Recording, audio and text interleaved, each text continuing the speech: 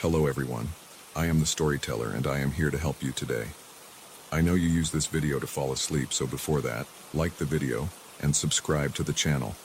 Also, where are you from and what time are you watching? Now get comfortable and relax. The seismograph needle jerked 3 times in rapid succession, though the air hung perfectly still. I'd been working survey contracts in rural Ohio for 11 years, long enough to recognize when land wanted to tell you something. The creek bed stretched before us like a scar through autumn forest, dry as chalk dust despite the rainfall 2 nights prior. My colleagues, Bennett with his ridiculous safari vest, and Rodriguez always checking his phone for signal that never came, had stopped talking an hour ago.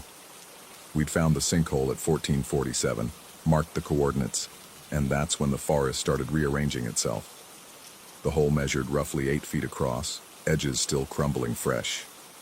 Limestone substrate, common enough in these parts, except the collapse pattern was wrong. Sinkholes form gradually, with warning signs, sagging ground, circular depressions, dying vegetation in telltale rings. This one had appeared between our Tuesday reconnaissance and Thursday survey, torn open like something had punched through from underneath rather than settled from above. I crouched at the edge, clay still damp and raw, while Bennett photographed the GPS coordinates and Rodriguez deployed ground-penetrating radar. The cavity descended at least 40 feet before the signal scattered into noise, which shouldn't happen. Limestone caves have structure, readable geometry. This read like static. That's when the first tree fell. The crack echoed from perhaps 200 yards northeast. Unmistakable sound of wood rupturing under sudden stress. Not wind damage.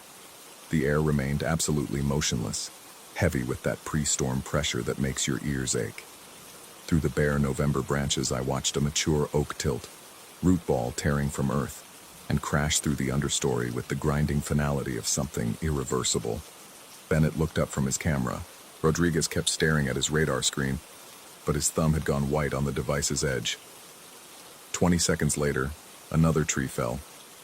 This one farther west, maybe 300 yards, the same catastrophic failure. No lightning, no visible rot, just sudden structural collapse as if something enormous had shouldered it aside.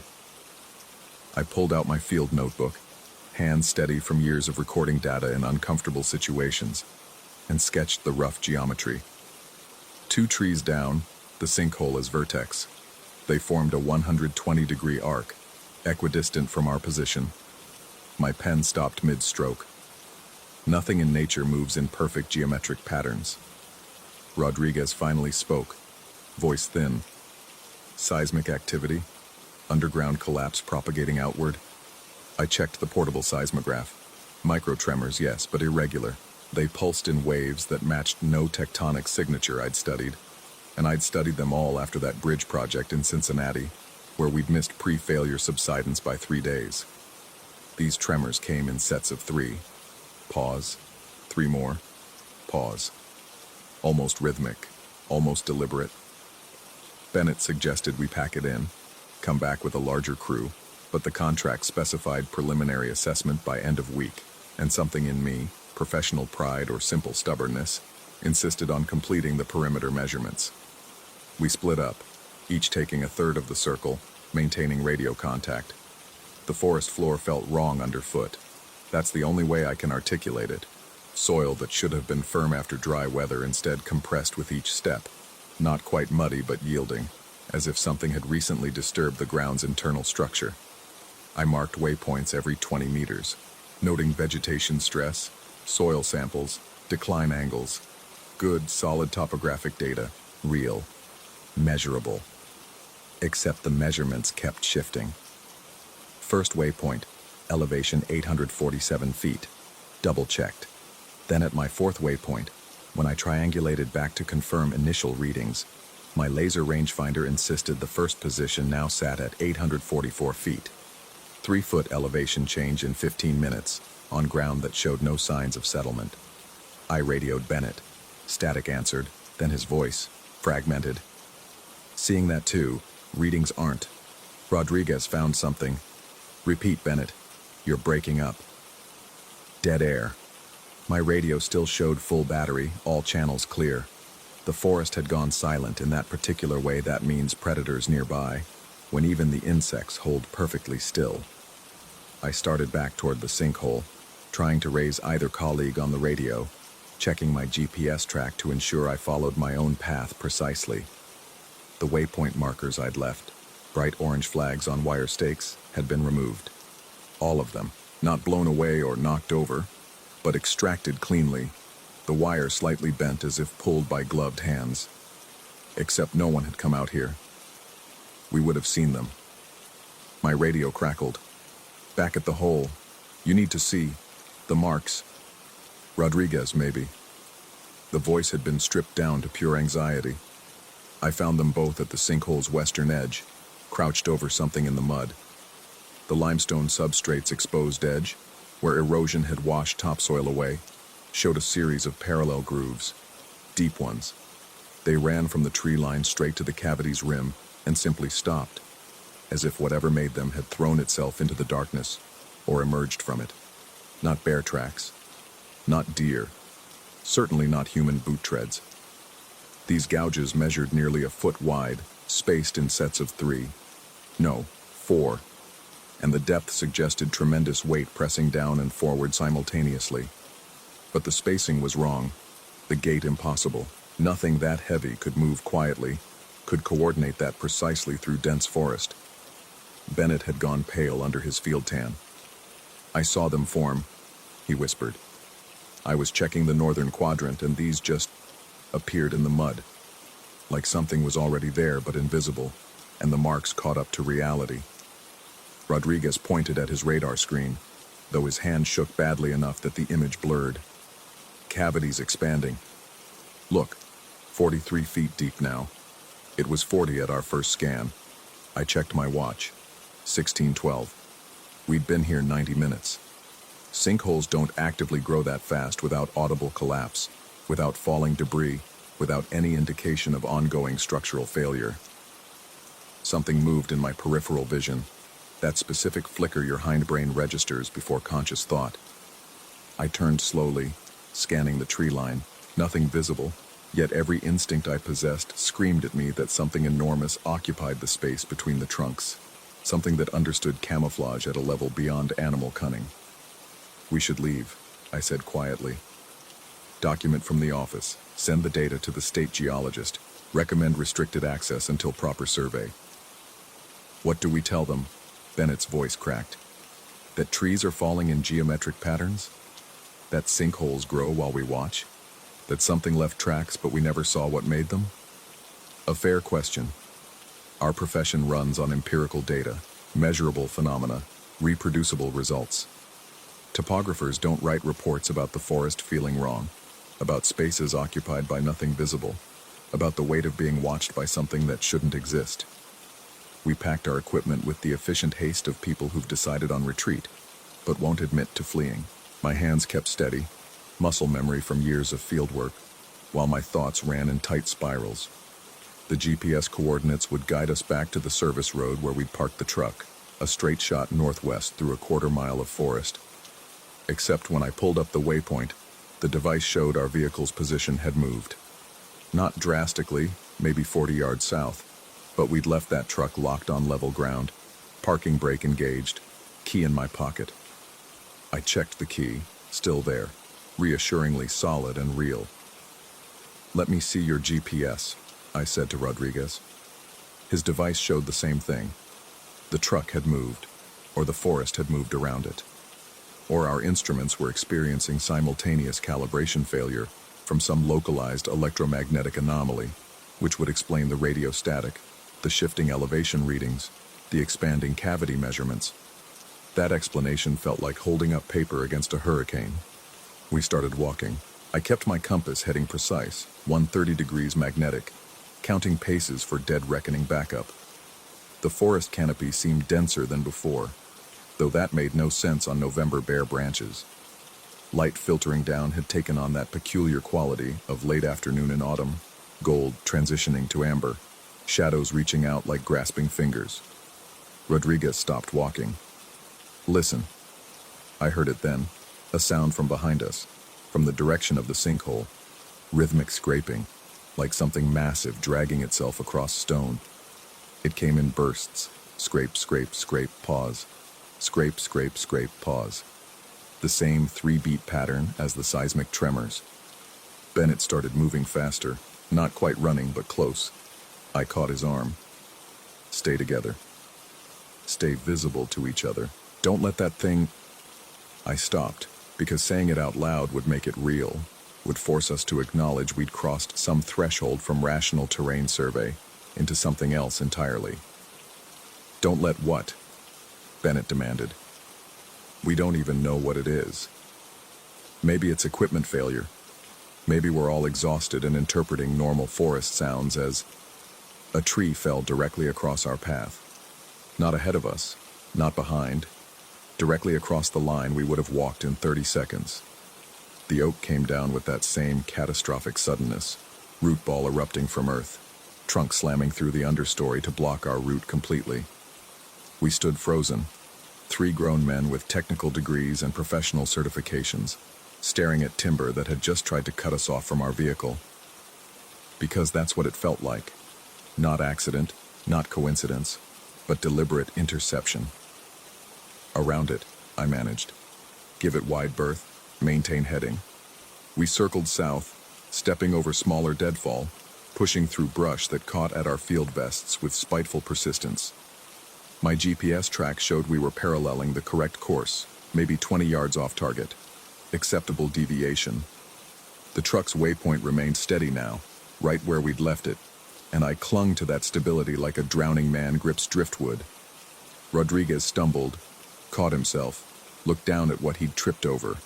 Another set of those gouges in the leaf litter, this time showing drag marks as if something had pulled itself along the ground.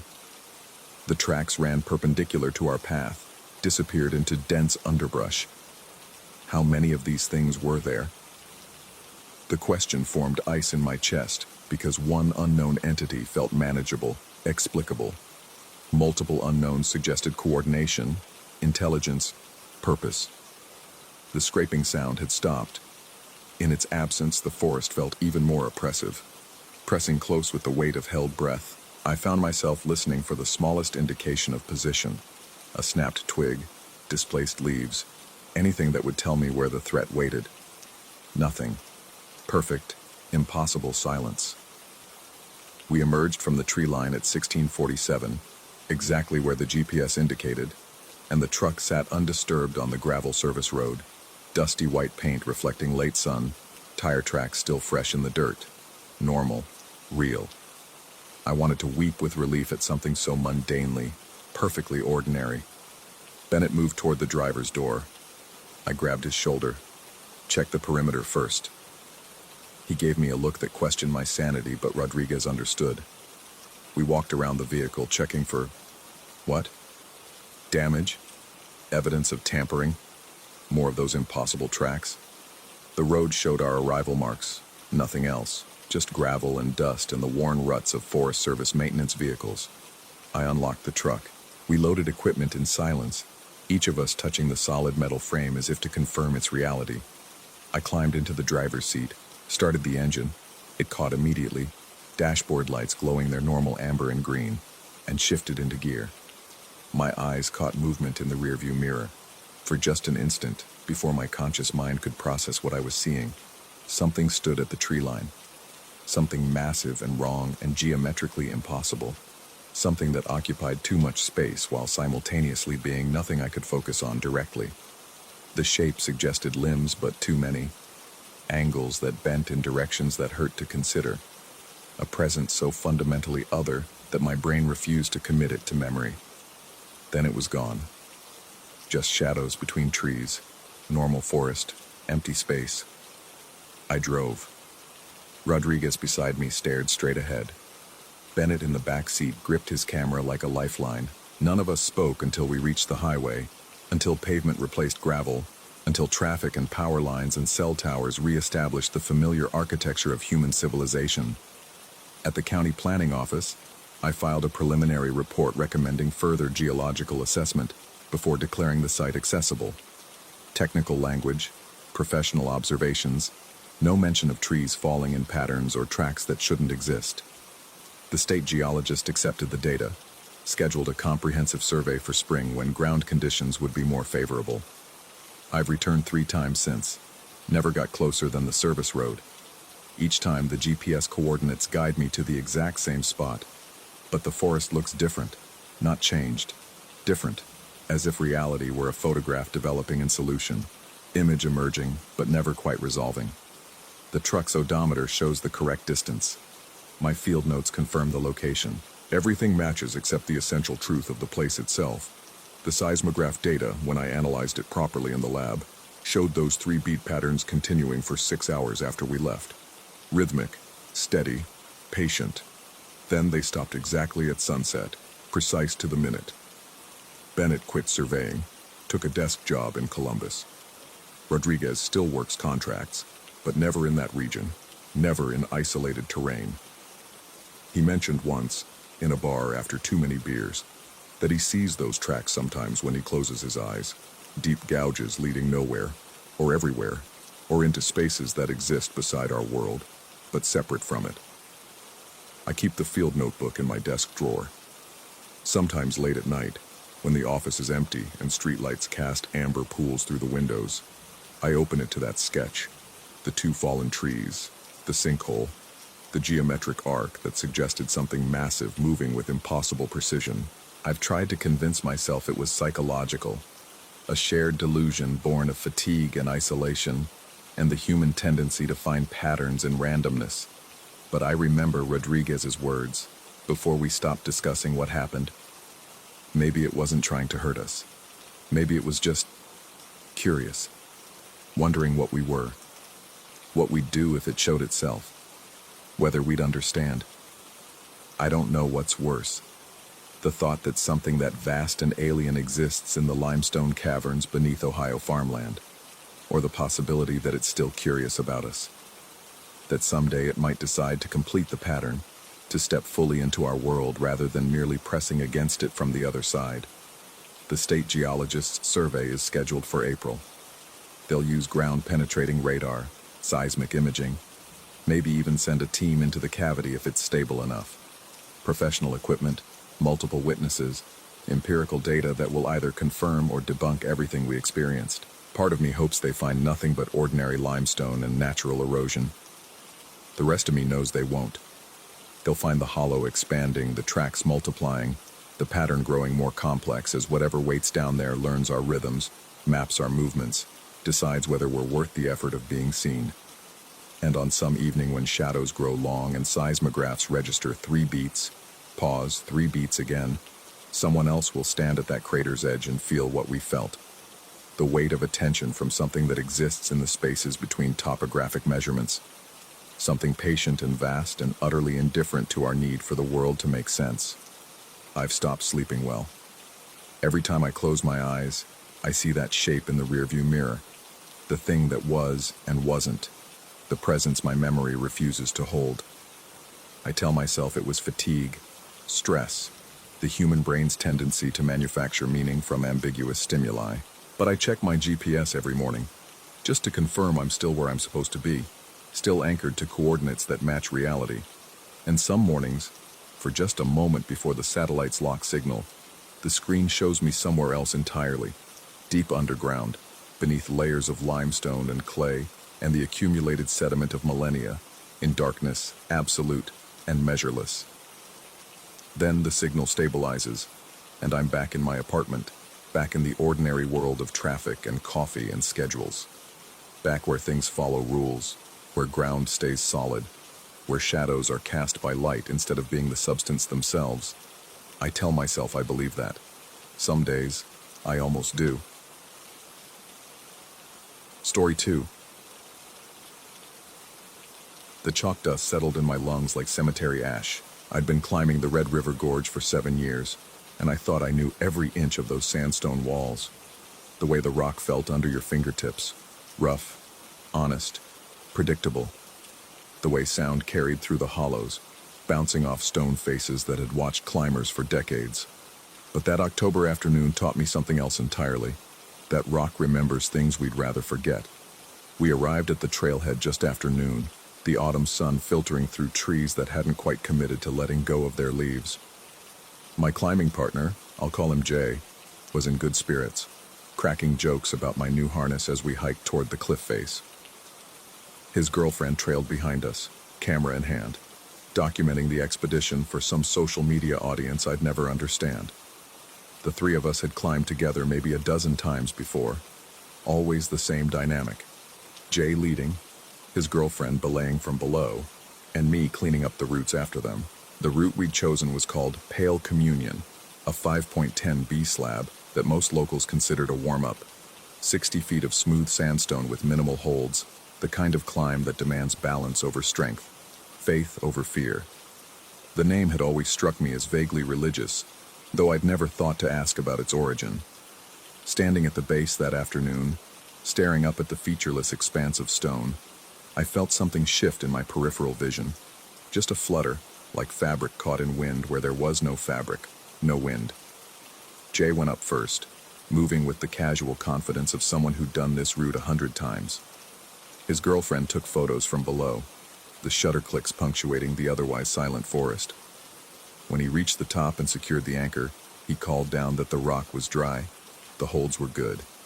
Everything was perfect. My turn.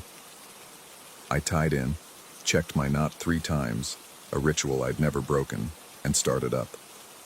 The first 20 feet went smoothly. My fingers found the subtle divots in the stone. My feet trusted the friction. My breathing stayed even. This was meditation, muscle memory, the closest thing to flying that humans could manage without actually leaving the ground.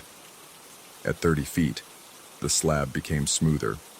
The holds grew smaller, more psychological than physical, mere suggestions of grip that required absolute commitment. I pressed my chest against the cool sandstone, spreading my weight, feeling the rock's texture through my shirt. The forest below had gone quiet. No birds, no wind, just the sound of my own breathing and the distant murmur of Jay's voice from above, though I couldn't make out the words. 40 feet up, I froze. It wasn't fear exactly. I'd been afraid on climbs before, that electric jolt when your foot slips or a hold crumbles. This was different. This was the sensation of being watched, of having crossed into space that wasn't meant for me. The hair on my neck stood up despite the exertion heat. I glanced down at Jay's girlfriend, who was staring at her phone screen rather than belaying properly. A habit that usually annoyed me, but which now felt like a small betrayal, as if her inattention had opened a door I couldn't see. I reached for the next hold, a shallow pocket barely deep enough for 2 fingers. My hand was shaking. Not from pump or fatigue, but from something else. Something that had lodged itself in my chest and was slowly tightening. The rock felt wrong under my touch, warmer than it should be, almost pulsing, though I knew that was impossible. Stone doesn't pulse. Stone doesn't breathe. 50 feet. The crux was just above me now, a nearly blank section where the route forced you to trust pure friction, to commit your entire body weight to stone that offered nothing in return. Jay had made it look easy, but then, Jay hadn't felt what I was feeling. That presence, that attention, that thing that was definitely not my imagination, because my imagination had never been this specific, this insistent, this real. I made the move, pushed up on my toes, extended my right hand toward a small crystal formation that would serve as the final hold before easier terrain. My left foot started to slip. The rubber of my climbing shoe began its slow, inevitable slide down the polished slab.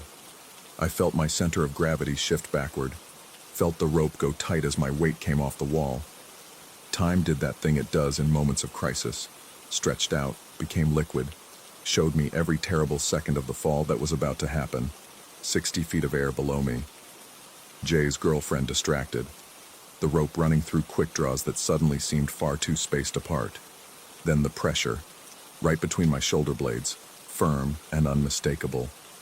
A hand, not shoving, not grabbing, just present, just there, just enough to shift my weight forward, to keep my center of mass against the rock instead of arcing away from it. The pressure held me for maybe 2 seconds, maybe 3, long enough for me to reset my foot, to redistribute my weight, to complete the move I'd thought was lost. I didn't look behind me. Couldn't. My body was locked in survival mode, every muscle engaged in the simple task of not falling.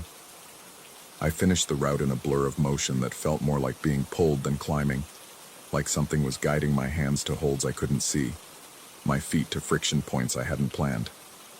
When I reached the anchor and clipped in, my hands were trembling so badly I could barely manage the carabiners. Jay was sitting on the plateau, eating an energy bar, completely relaxed. He asked if I was okay, noting that I looked pale. I told him I'd almost fallen on the crux, that something had spooked me. He laughed and said the rock would do that sometimes. Get in your head, make you doubt yourself. His girlfriend called up from below, asking if she should come up or if we were done for the day. That's when I saw it. While Jay was breaking down the anchor, I moved along the lip of the cliff, looking back down at the route I'd just climbed. And there, at exactly the spot where I'd nearly fallen, at exactly 50 feet off the ground, too high for anyone below to reach, too far from the natural line of the route for any previous climber to have left it, was a handprint in chalk. Not my handprint. I'd been moving fast through that section, barely using chalk at all. This was deliberate, pressed into the stone with purpose. The fingers were splayed, the palm distinct, the whole thing positioned right where my back had been when I felt that pressure, that presence, that impossible hand that had kept me from falling. I called Jay over. He studied it for a long moment, then shrugged and said someone must have done a different variation of the route, maybe traversed in from the side. But we both knew the cliff face. There was no side traverse, no way to reach that spot except by climbing directly through it, and no reason for anyone to stop there and press their chalk-covered hand against the rock in the middle of a difficult section. Jay's girlfriend yelled up again, impatient. Jay started rappelling. I stood there staring at that handprint, feeling something cold settle into my bones despite the afternoon warmth. The print was large, larger than mine, larger than Jay's. The fingers were long, almost too long, the proportions slightly off in a way that made my eyes hurt if I looked at it too directly. I took a photo with my phone. The image came out blurred, unfocused, as if the camera couldn't quite capture what it was seeing. I took another. Same result. The handprint was clear to my naked eye but refused to resolve in the digital frame, like it existed in a wavelength my phone couldn't process.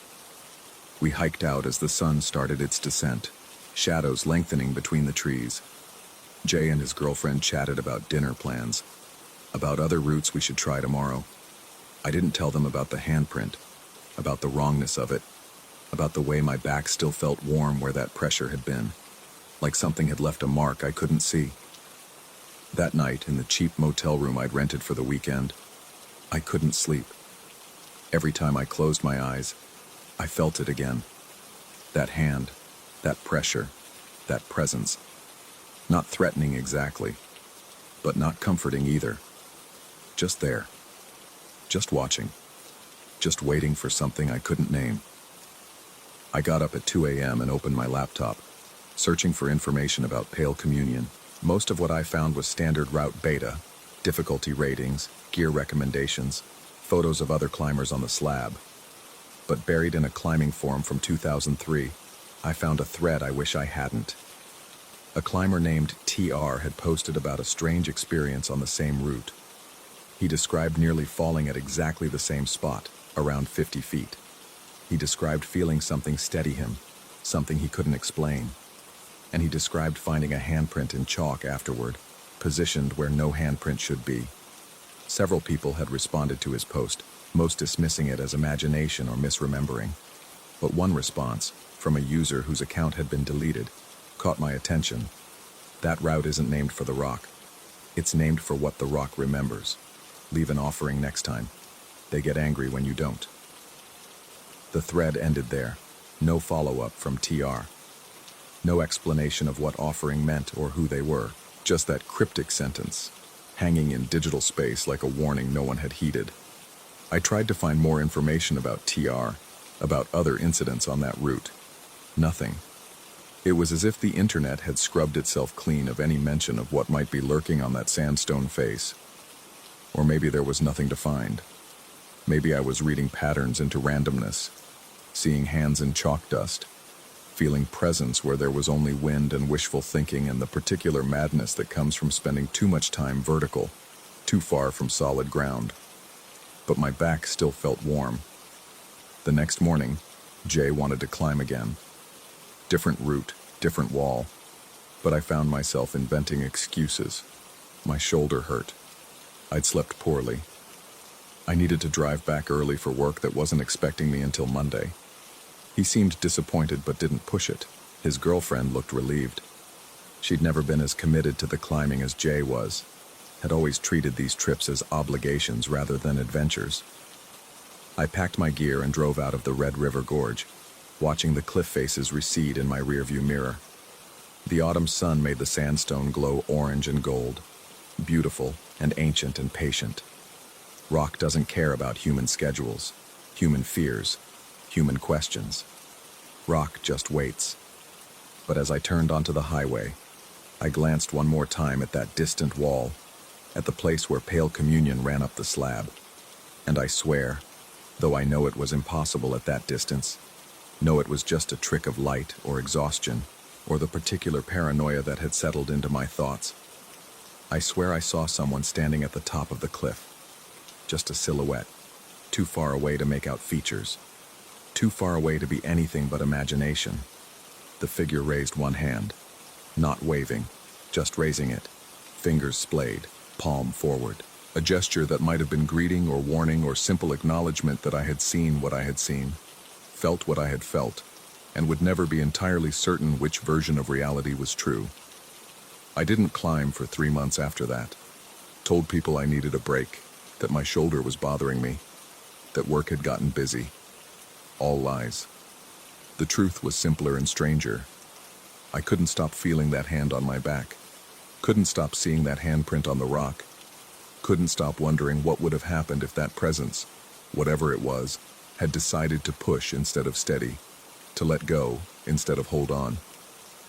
When I finally went back to climbing, it was at a different crag, on different stone, with different partners. I never returned to the Red River Gorge. Jay asked me about it once, said he and his girlfriend were planning another trip, wondered if I wanted to join. I made excuses.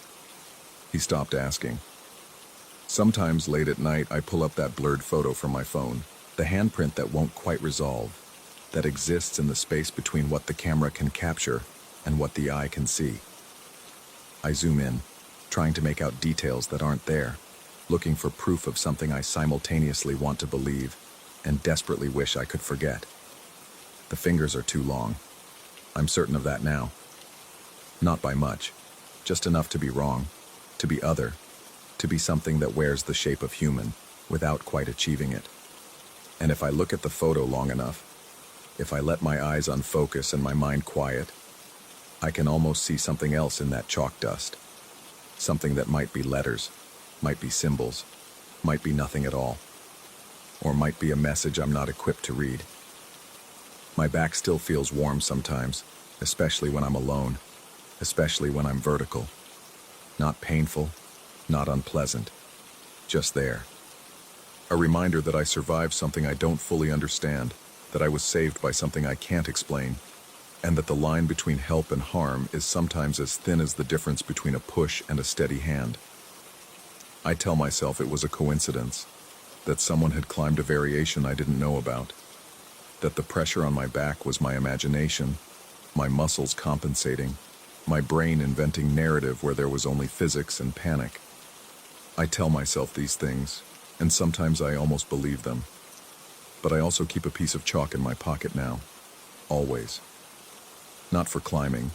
I haven't touched a rock face in months. Just as a reminder. Just as an offering in case whatever lives in that sandstone ever decides to collect. The rock remembers. That's what the deleted user had said. And maybe they were right. Maybe stone absorbs more than just chalk and sweat and the passage of countless hands reaching for something just beyond their grasp. Maybe it remembers everyone who trusted it, everyone who fell, everyone who needed help, and found it in the space between breath and impact, between letting go and holding on. Or maybe I'm just someone who nearly fell once and whose brain has been filling in a story ever since, because humans need stories the way climbers need holds, something to grasp onto, something to keep us from spinning out into the void where nothing makes sense and everything is random and there's no hand on your back when you need one most. I don't know which version I believe anymore, but I know this. I'll never climb Pale Communion again, and I'll never stop wondering what would have happened if I'd looked behind me in that moment, if I'd turned my head and seen what was steadying my fall, if I'd met the eyes of whatever leaves handprints in chalk on stone faces too high and too smooth for human reach. Some questions don't have answers, some routes don't have endings, some hands reach out from places we can't map, for reasons we can't understand, and all we can do is accept the help and keep climbing and never ever look back at what's holding us up. The rock remembers, and now, so do I. Story 3. The apartment manager's voice became static in my ears the moment it happened, a thickening in the air itself, as though oxygen had turned viscous. I'd been nodding along to her explanations about utility bills when the shadow moved across the sunlit living room floor, defying every law of physics I'd spent my career understanding. It wasn't the absence of light, it was presence. The thing slid between the manager and me, a column of concentrated darkness that seemed to drink in the afternoon rays streaming through the floor-to-ceiling windows. My skin prickled with a sensation I couldn't name, not quite touch, not quite temperature, but something that registered in the primitive parts of my brain that still remembered when humans were prey. The air grew heavy, pressing against my chest like the atmosphere before a thunderstorm. And I knew with absolute certainty that whatever had just passed through my new living room was masculine, purposeful, and aware of me. I must have made a sound, a sharp intake of breath perhaps, because the manager stopped mid-sentence and followed my gaze. But by then the shadow had dissipated, leaving only the ordinary interplay of light and furniture that belonged in any 10th floor apartment in northern Bogota. She asked if I was feeling well.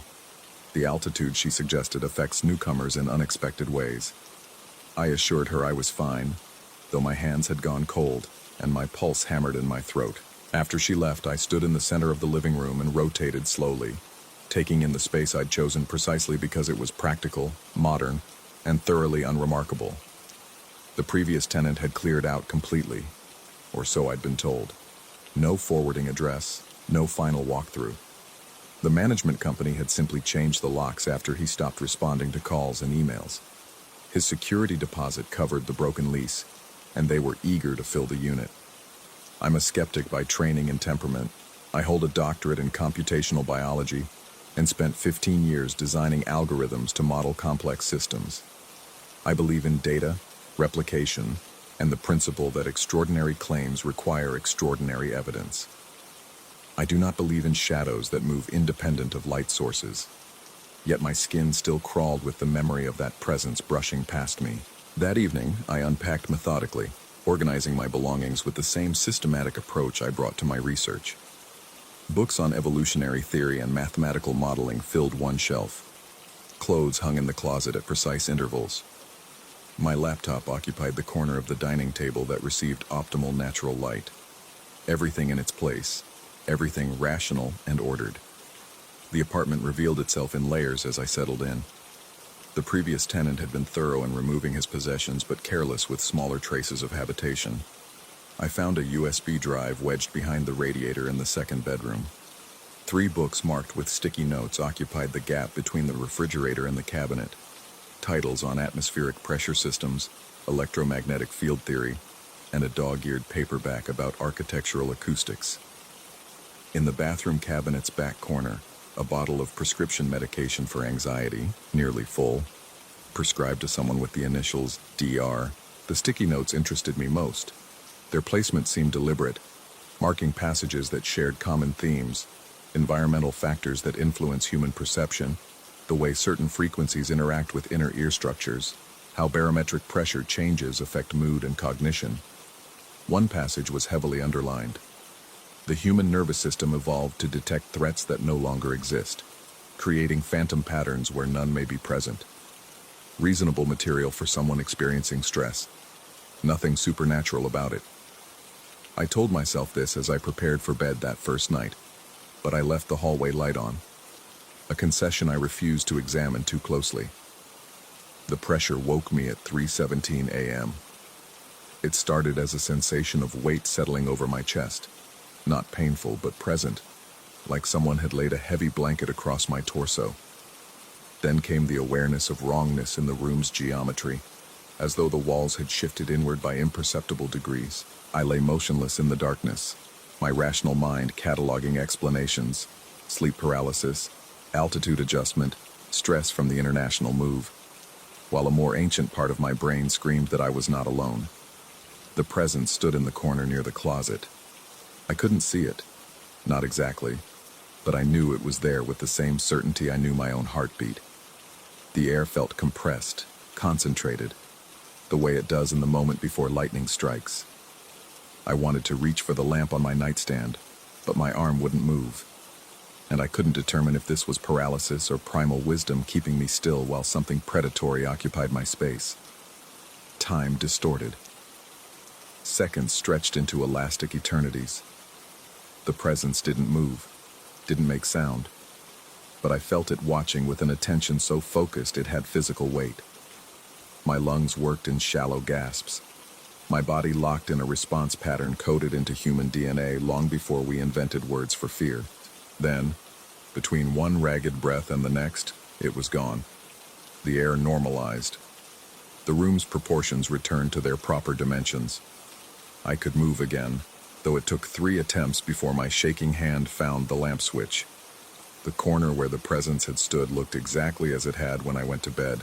Empty floor, closed closet door, unremarkable walls.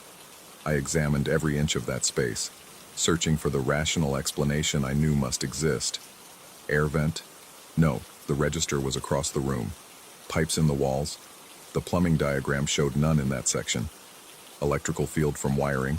Possible, but the building's plans indicated no unusual configurations. I spent the rest of the night on my laptop, researching. Infrasound, low-frequency vibrations below human hearing range, can create feelings of dread and the sensation of a presence.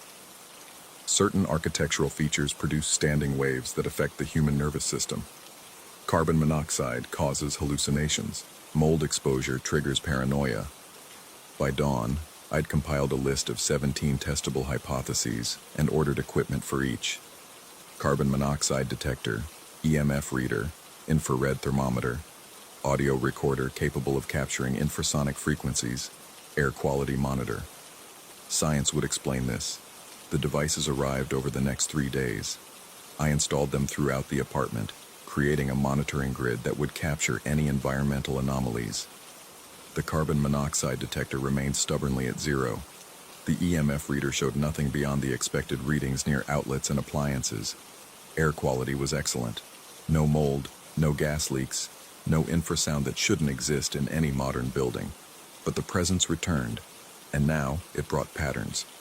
It appeared always between 3 and 4 a.m., always in corners or doorways, always with that same sensation of masculine intent. The pressure would build first, a barometric warning my body had learned to recognize even in sleep. Then the wrongness would settle into whatever room I occupied, watching with that terrible focused attention. I started documenting everything: time of occurrence, duration, location, my physiological responses, environmental readings from all my instruments. The data revealed nothing useful. Temperature remained constant, no electromagnetic anomalies, no sound recording captured anything beyond my own accelerated breathing and the ambient noise of a building at night. Yet the experiences intensified. On the 8th night, I felt it following me. I'd gotten up for water and sensed the presence moving through the apartment behind me, staying just outside my peripheral vision, tracking my movements with deliberate interest. The sensation of being stalked in my own home triggered responses. My civilized mind tried to suppress, but my body honored regardless.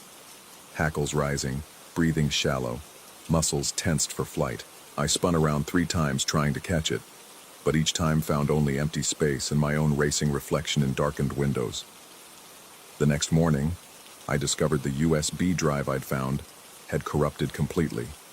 every file unrecoverable, reduced to strings of meaningless data. A coincidence, surely, but it joined the other small wrongnesses accumulating around me.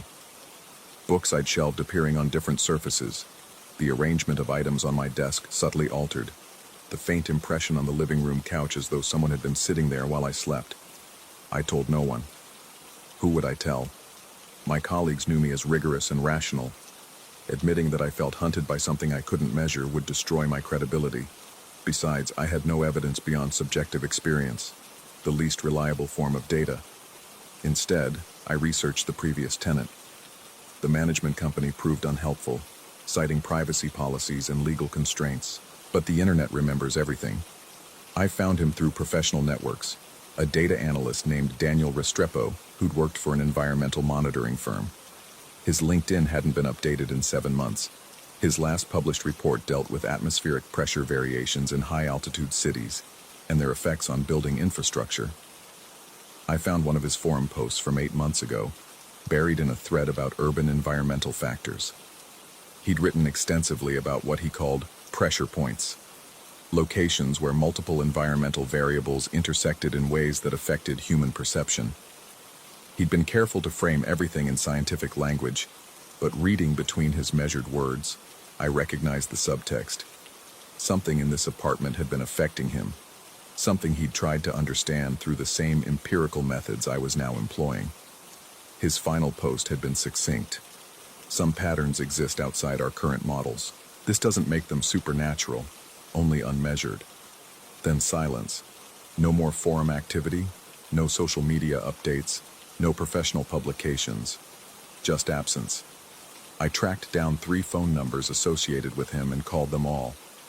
2 were disconnected. The third rang through to voicemail, his voice calm and professional, asking callers to leave a message. I didn't. What would I say? That I'd moved into his apartment and inherited whatever had driven him away. That night I stayed awake deliberately, laptop open, camera recording, every sensor active. If the presence appeared, I would document it properly. No more subjective impressions. I wanted data. 3:22 a.m. The pressure began building. I kept my eyes on the laptop screen, watching the sensor readings, refusing to look toward the corner where I knew it was gathering. Temperature steady. EMF normal. Barometric pressure within expected ranges. Nothing. Nothing. Nothing that would explain the weight settling over the room like a held breath. My camera recorded only empty space, yet I could feel it there, closer than it had ever been. The masculine quality grew more defined, not threatening, exactly, but intensely present, as though someone stood beside my desk, staring at my screen, reading over my shoulder. I typed a single question into a blank document. What do you want? My fingers trembled on the keys. This was absurd, theatrical, the opposite of scientific method. But the presence pressed closer, the air thickening until breathing required conscious effort, and I watched the cursor blink in the silent room. No answer came. No supernatural typing appeared on my screen. But the pressure intensified until it felt like being underwater, and I understood with sudden clarity that whatever shared this space wasn't trying to communicate. It was trying to be noticed, to be acknowledged, to prove its existence to someone who'd built a career on denying anything that couldn't be measured. I closed the laptop. The pressure remained, suffocating now, and I stood up from the desk with the deliberate care of someone trying not to spook a dangerous animal. 2 steps toward the bedroom. The presence shifted with me, staying close. 3 more steps. It matched my movement exactly, an unseen escort whose proximity raised every hair on my arms. Halfway down the hall, I stopped, turned, spoke aloud to the empty corridor. I know you're there. The admission cost something. Pride, certainty, the comfortable confidence of my skeptical worldview. But the moment the words left my mouth, the pressure eased fractionally, and I realized the terrible truth. Acknowledgement was what it wanted. Not belief, not fear, just recognition. I don't understand what you are, I continued, my voice steady despite the cold sweat on my neck. But I acknowledge your presence. The air normalized completely. The weight lifted. The sensation of being watched faded, and I stood alone in my hallway at 3:47 a.m., talking to empty space like someone whose grip on reality had become negotiable. I didn't sleep. I sat in the living room watching the windows lighten toward dawn, turning over possibilities. Localized magnetic fields affecting my temporal lobe. Exposure to some undocumented environmental toxin. Stress-induced psychosis. Carbon monoxide poisoning despite the detector's clean readings. Every rational explanation seemed simultaneously plausible and insufficient. Or Daniel Restrepo had been right. Some patterns exist outside our current models. The following week I functioned on the surface, attended meetings, analyzed data, maintained the facade of normalcy. But I'd started documenting everything in a private journal, the same way the previous tenant had filled those margins with notes. I wrote about the pressure patterns, the sensation of being tracked through my own apartment, the growing certainty that something impossible was sharing my space. I found myself marking passages in the books he'd left behind, underlining the same sections he'd highlighted, following the breadcrumb trail of his descent into whatever had made him abandon this place. Environmental pressures, perception filters, the way human consciousness interprets patterns that don't fit our models of reality. One night I discovered his handwritten notes in the margins of the atmospheric pressure book. They weren't dates or citations. They were times: 3:17, 3:22, 3:09, 3:41, a log of visitations. I compared them to my own documented experiences and felt my stomach drop. The patterns matched almost exactly, not just the time range but the specific minutes, as though whatever manifested here operated on some kind of schedule neither of us could predict, but both had experienced identically. The final note he'd written was in the back cover, in handwriting that had deteriorated from his earlier careful script. It's not trying to harm, it's trying to exist. We're the ones who've forgotten how to perceive it. I stared at those words for 20 minutes, my scientific training warring with the undeniable truth of my accumulated experiences. I'd measured everything measurable and found nothing, yet the presence continued, night after night, patient and persistent in its inexplicable existence. Tonight, as I write this, it's 2:47 a.m. I can feel the pressure beginning to build, the familiar warning that in 30 minutes I'll once again share my space with something that refuses to comply with my understanding of what's possible. My instruments are ready. My documentation is thorough. My rational mind continues insisting there must be an explanation, but I'm beginning to suspect that explanation and understanding might not be the same thing, that the universe might contain patterns our current models can't accommodate. Not because they're supernatural, but because we've trained ourselves not to notice what doesn't fit our equations.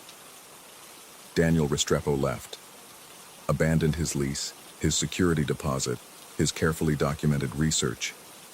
Whatever conclusion he reached, it was sufficient to make him walk away from everything rather than continue experiencing what I now experience nightly.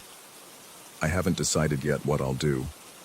The pressure is building faster now, more insistent than previous nights. And I wonder if acknowledgement was permission, if admitting I could perceive it has somehow strengthened its presence in ways I didn't anticipate. The corner by the window has grown darker, though my eyes are adjusting to the pre-dawn gloom. No, not darker.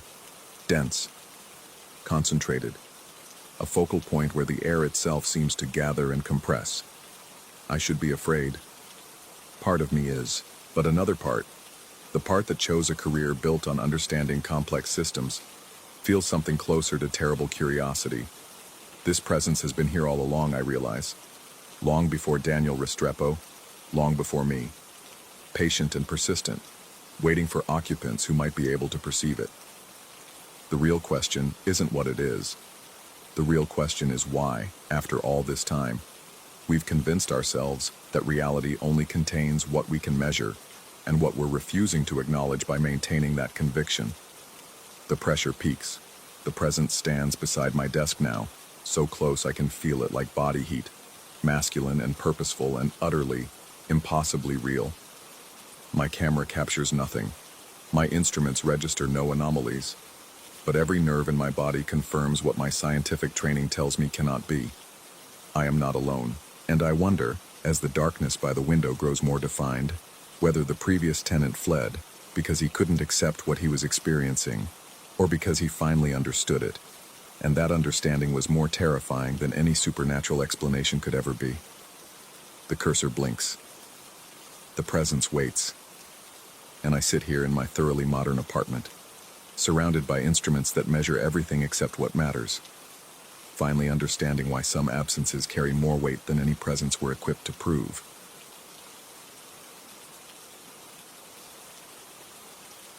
Story 4.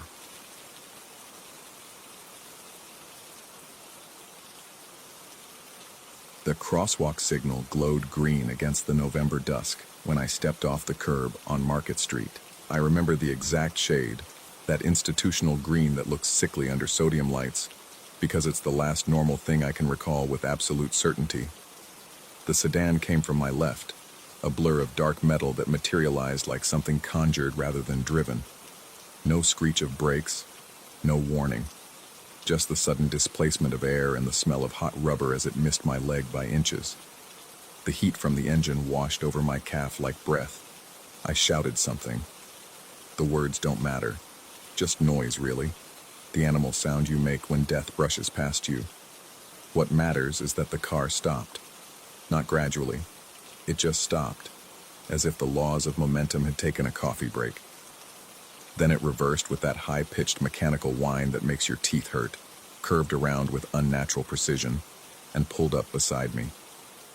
The passenger window descended with the smooth, electric purr of something expensive. The man inside looked ordinary. That's what I told myself later anyway. Brown hair, average build, wearing a gray hoodie that could have come from any department store. But his eyes had this flatness to them, like painted on details in a photograph. And his voice, when he spoke, carried no inflection whatsoever. Already took lives for less than that, he said. Not threatened, not confessed, just stated it, the way you might mention the weather or the price of gas. Then the window rose, and he drove away at exactly the speed limit, his brake lights winking at me like red eyes in the gathering dark. I walked the remaining 4 blocks to my apartment, with my heart doing strange arrhythmic things in my chest.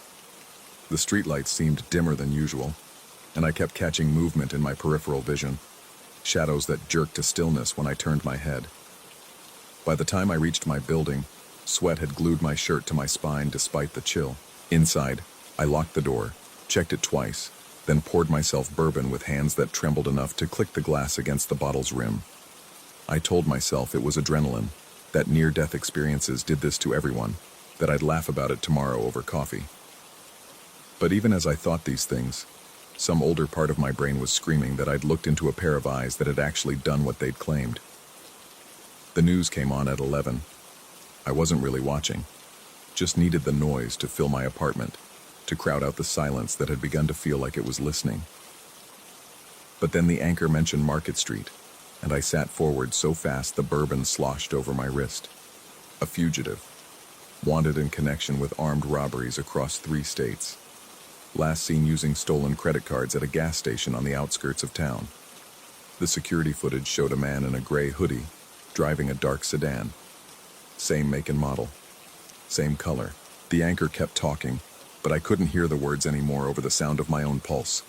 He'd been right there, right next to me. Close enough that I could have reached through that window and touched him if I'd been stupid enough to try.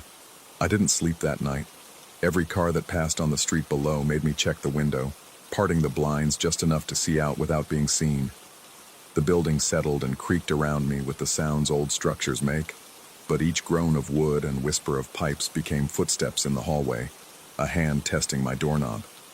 Morning brought no relief, just a gray light that made everything look washed out and unreal. I called in sick to work, a lie that felt like premonition. My boss sounded annoyed, and I almost told him about the encounter, about the fugitive. But something stopped me.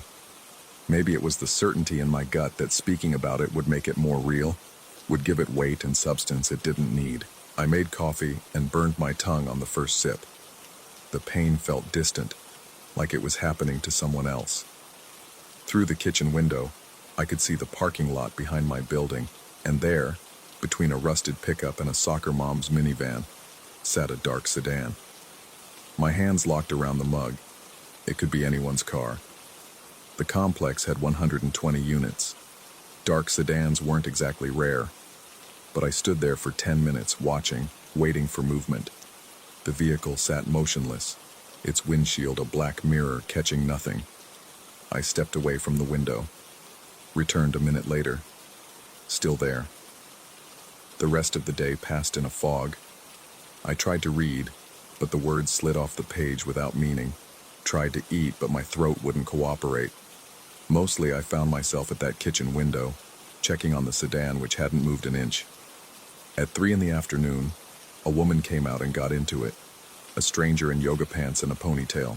She drove away, and I laughed out loud at my own paranoia, a sound that echoed too loudly in my empty apartment.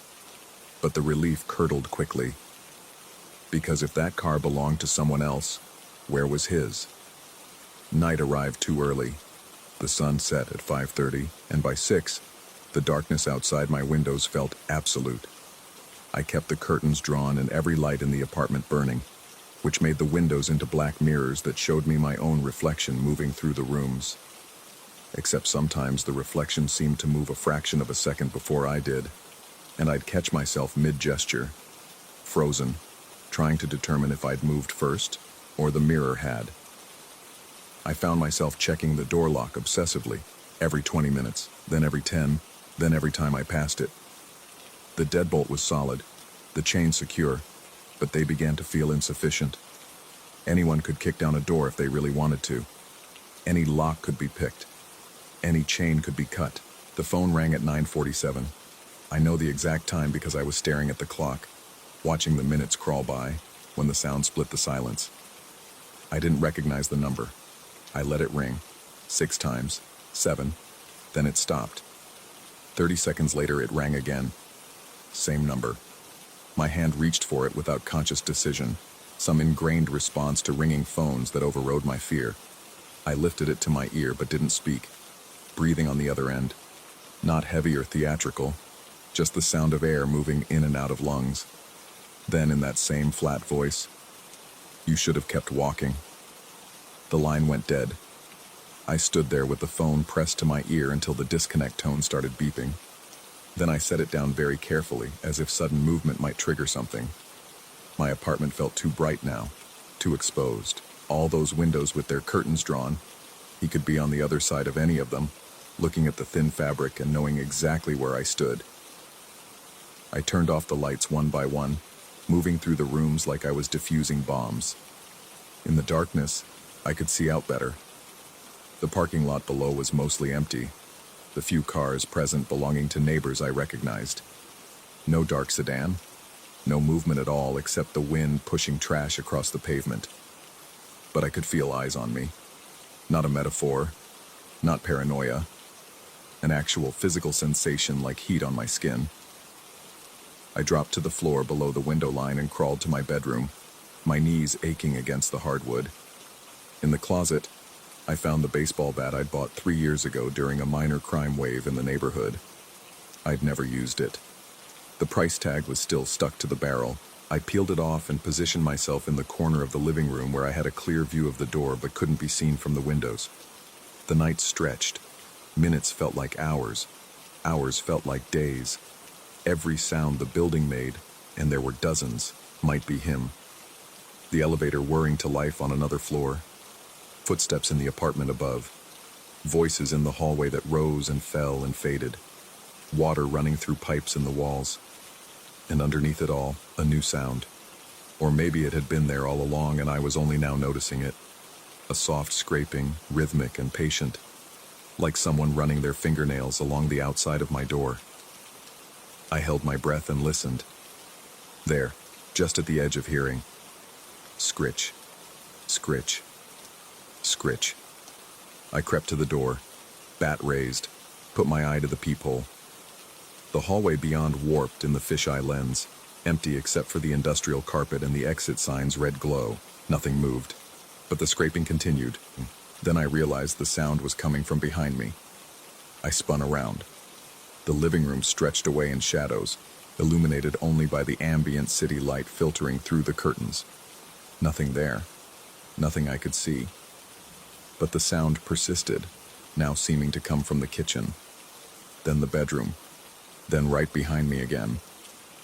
I pressed my back against the door, bat clutched so hard my hands cramped. The scraping moved through the apartment like it was searching, methodical and patient. It found the windows, traced their frames, found the closet door, whispered along its edges, found the bathroom mirror, scratched at its surface from the inside. My phone rang again. This time I grabbed it immediately, desperate for connection to something outside this nightmare. Hello? Static. Then, buried in the white noise, a voice. His voice. Can you hear them too? Hear what? The words came out cracked. The things that follow us, the things we collect when we look into the wrong faces, make the wrong choices, survive the wrong moments. The line went dead again, but this time the silence felt inhabited. I lowered the phone and found myself staring at my reflection in its black screen.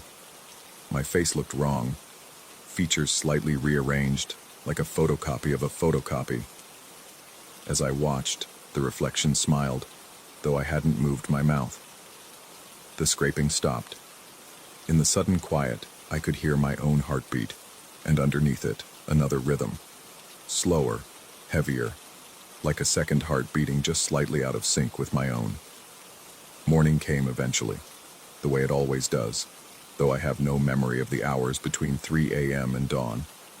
I found myself still in the corner, bat across my knees, with no recollection of the night's passage. The apartment looked the same as always. Nothing disturbed, nothing moved. The door remained locked, the windows secure, but on the inside of my front door, at eye level, someone had carved words into the wood with something sharp. Fresh splinters curled from the gouges. You should have kept walking. I didn't call the police. Couldn't explain how someone had carved those words on the inside of a locked door without getting in. Couldn't explain the phone calls from a fugitive who should have been running, not stalking. Couldn't explain the sound that had moved through my apartment like something living. Instead, I packed a bag and left, drove to a motel 40 miles away, and paid cash for a room in the back. I told myself I'd stay there until they caught him, until the news reported his arrest and I could breathe again. But I've been here for 6 days now, and I'm starting to understand that distance doesn't matter. Last night I heard the scraping again, moving along the motel room walls. This morning, I found words carved into the bathroom mirror. Condensation from my shower had revealed them, etched into the glass itself. Already took lives for less. The thing is, I've started to wonder if he was warning me or claiming me. If that moment on Market Street, when our eyes met through the car window, transferred something between us.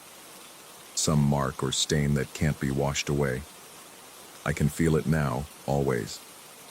That second heartbeat that isn't mine. That presence just behind my shoulder when I turn.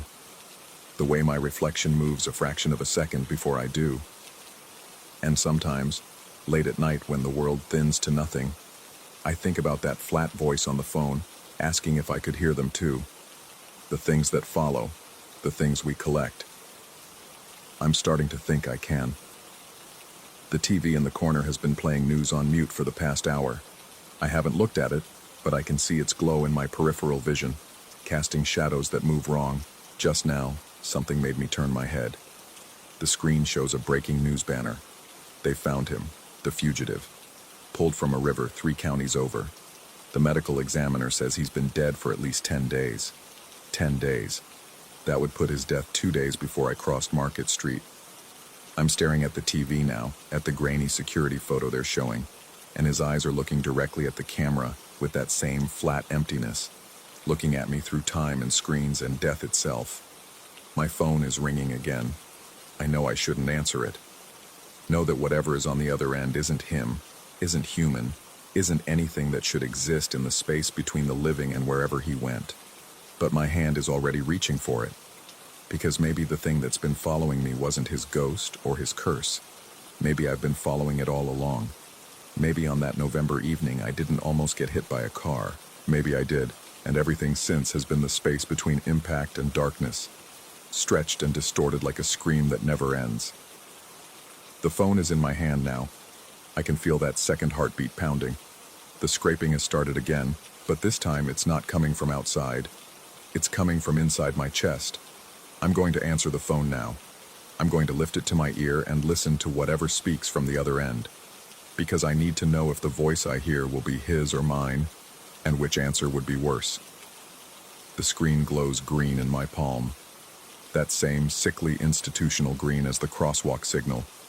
The same color as the last normal thing I remember.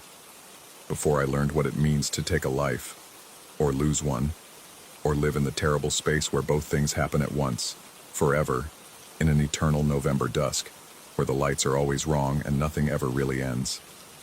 I'm answering now. Hello? Story 5. The voice came through crystal clear, almost too clear for a fast food intercom. Professional. Warm. It repeated my order back to me. Double cheeseburger, fries, cola, without a single error, without the usual static crackle that accompanies these transactions. Then it asked me to pull forward to the first window. I'd been driving through Nevada for 6 hours, my eyes burning from the desert sun that turned the highway into a river of mercury. Reno appeared like a mirage, all neon and promise, and this burger joint sat right off the exit ramp, its sign spinning lazily in the afternoon heat. My stomach had been growling since Winnemucca. The drive-through lane curved around the building, painted lines faded but still visible. 3 cars ahead of me, all idling. Normal lunch rush. Through my windshield, I could see the bright interior of the restaurant, fluorescent lights humming behind large windows. Everything looked operational, inviting even. The smell of fryer oil hung heavy in the air, mixing with exhaust fumes and hot asphalt. I pulled up to the first window. It remained closed. Through the glass, I could see the computer monitor glowing blue, displaying what looked like order screens. A headset hung on a hook beside it. The register drawer sat partially open, bills visible inside, but no person, no movement. I waited. 30 seconds became a minute. The car behind me honked, short, impatient. I held up my hand in apology and leaned toward my passenger window, trying to peer deeper into the restaurant. The kitchen stretched beyond the counter, stainless steel surfaces gleaming under harsh lights. I could see the grill, spots of grease catching the light. The fryers appeared to be on, oil shimmering in their basins. Steam rose from somewhere I couldn't quite see. Another honk. Longer this time. I pulled forward to the second window, assuming some confusion about which window handled what. Maybe they'd changed their system. Maybe the first window was broken. Reasonable explanations crowded my mind, each one slightly less convincing than the last. The second window was also closed, also empty, but here I had a better view of the interior.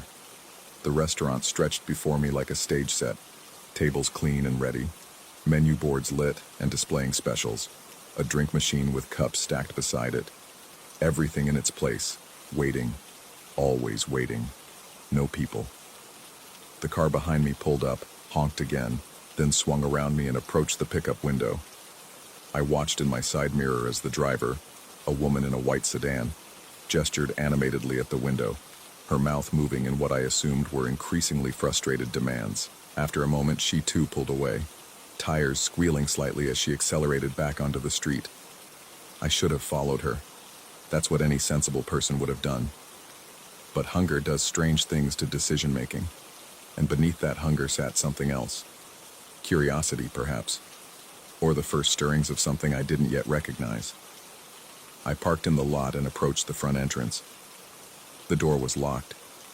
Through the glass, the restaurant looked even more surreal from this angle. A perfectly preserved moment of operation with the operators removed. The counter stood ready to take orders. Behind it, bags and boxes waited to be filled. Everything suggested imminence, that at any second someone would appear from the back, apologizing for the delay, offering free fries for the inconvenience. No one came. I cupped my hands against the glass, pressing my face close. The kitchen area revealed more details from this vantage. I could see a prep station with vegetables partially chopped, a knife lying beside them, not thrown down in panic, but placed there with intention, as if the person using it had simply paused mid-task and walked away. A timer blinked on one of the cooking surfaces, counting down from 3 minutes. For what? To alert whom? The fluorescent lights created shadows that seemed too deep, too solid. They pooled in corners and beneath equipment with an unusual density. I found myself watching those shadows, waiting for them to move.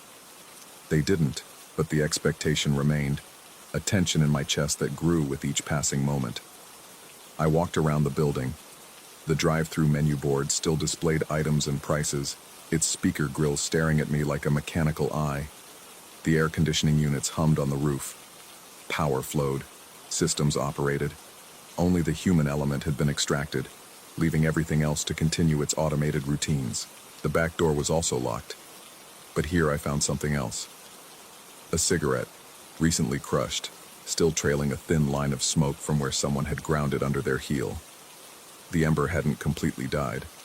Minutes old, maybe. Less than 10, certainly. Someone had been here, had stepped outside for a break, had finished their smoke, and then... what? Walked away? Disappeared? I picked up the cigarette butt without thinking. Evidence of something I couldn't yet articulate. It was still warm. The parking lot held 4 cars besides mine. I checked each one, peering through windows, looking for clues. An SUV contained a child's car seat and scattered toys. A pickup truck had construction materials in the bed.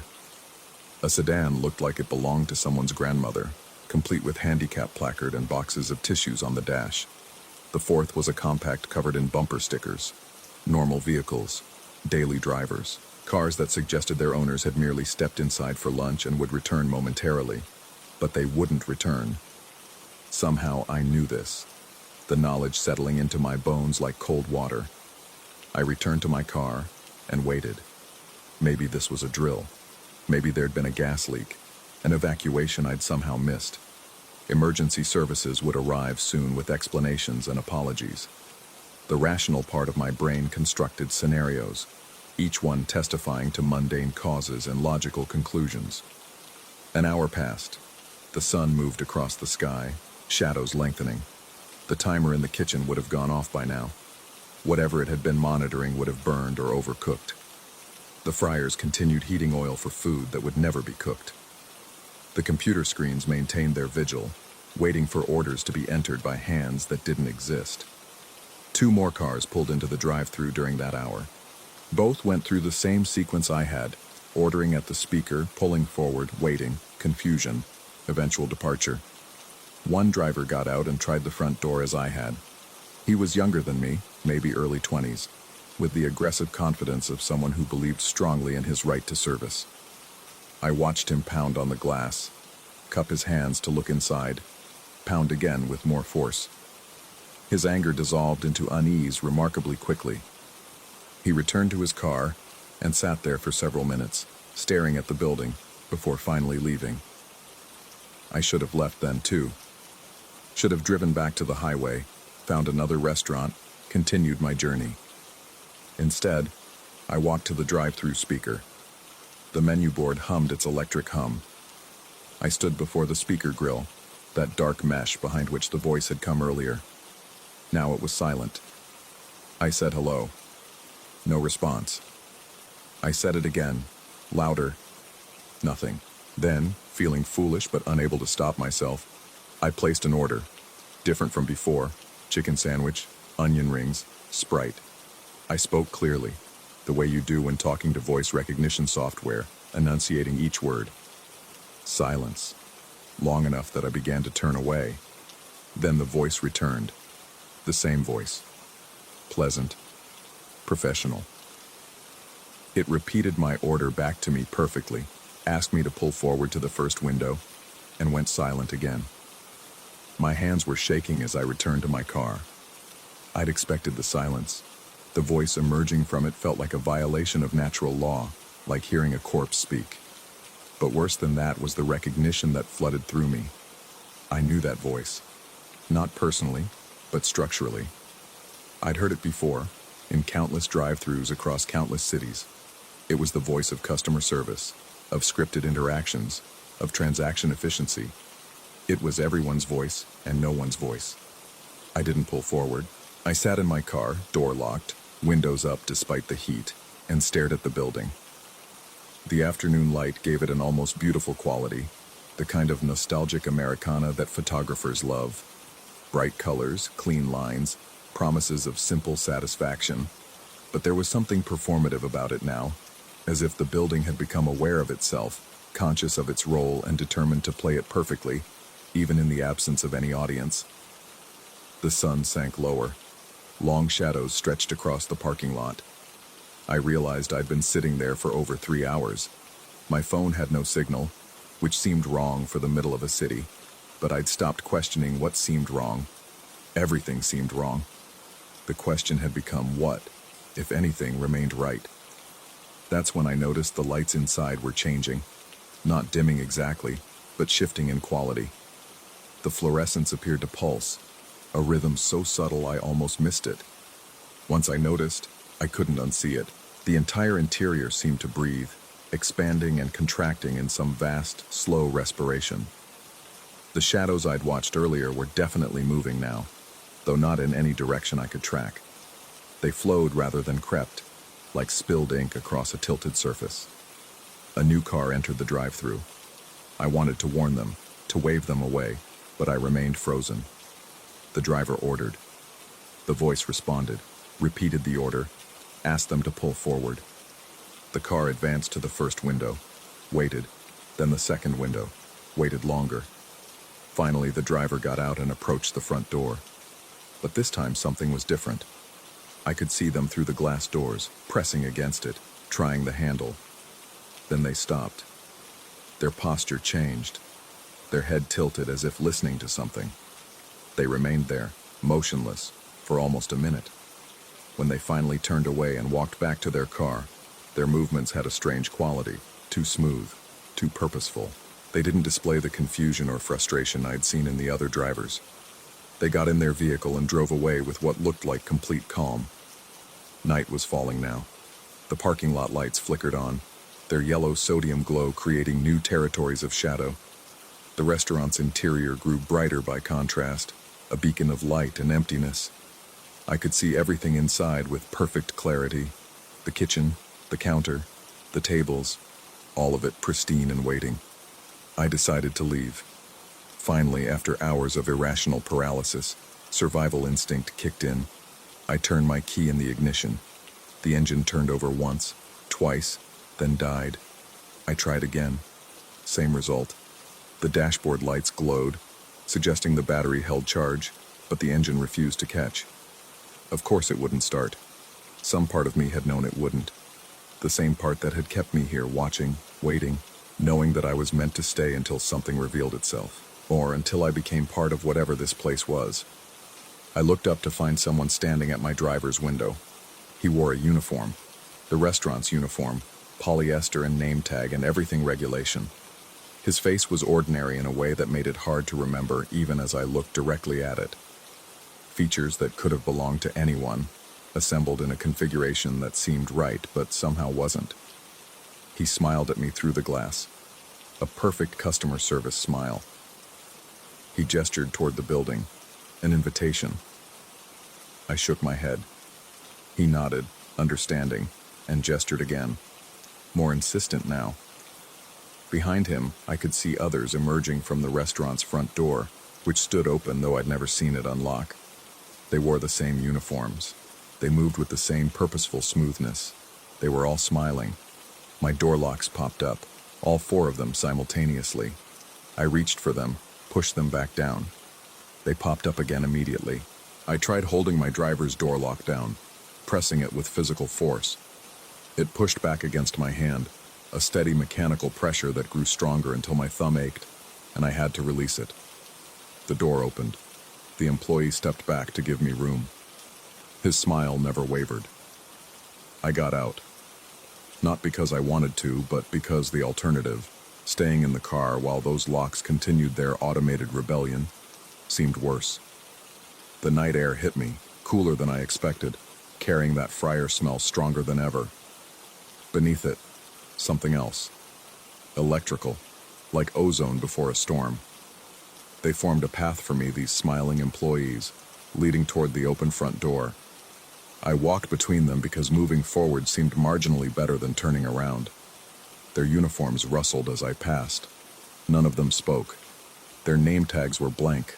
The interior was exactly as I'd seen it through the windows. Bright, clean, ready, but the air inside held a different quality than outside. Thicker somehow, resistant. Each breath required conscious effort, as if I were learning to breathe all over again. The timer I'd seen earlier had reset itself. It counted down from 10 minutes now. For what purpose, I couldn't guess.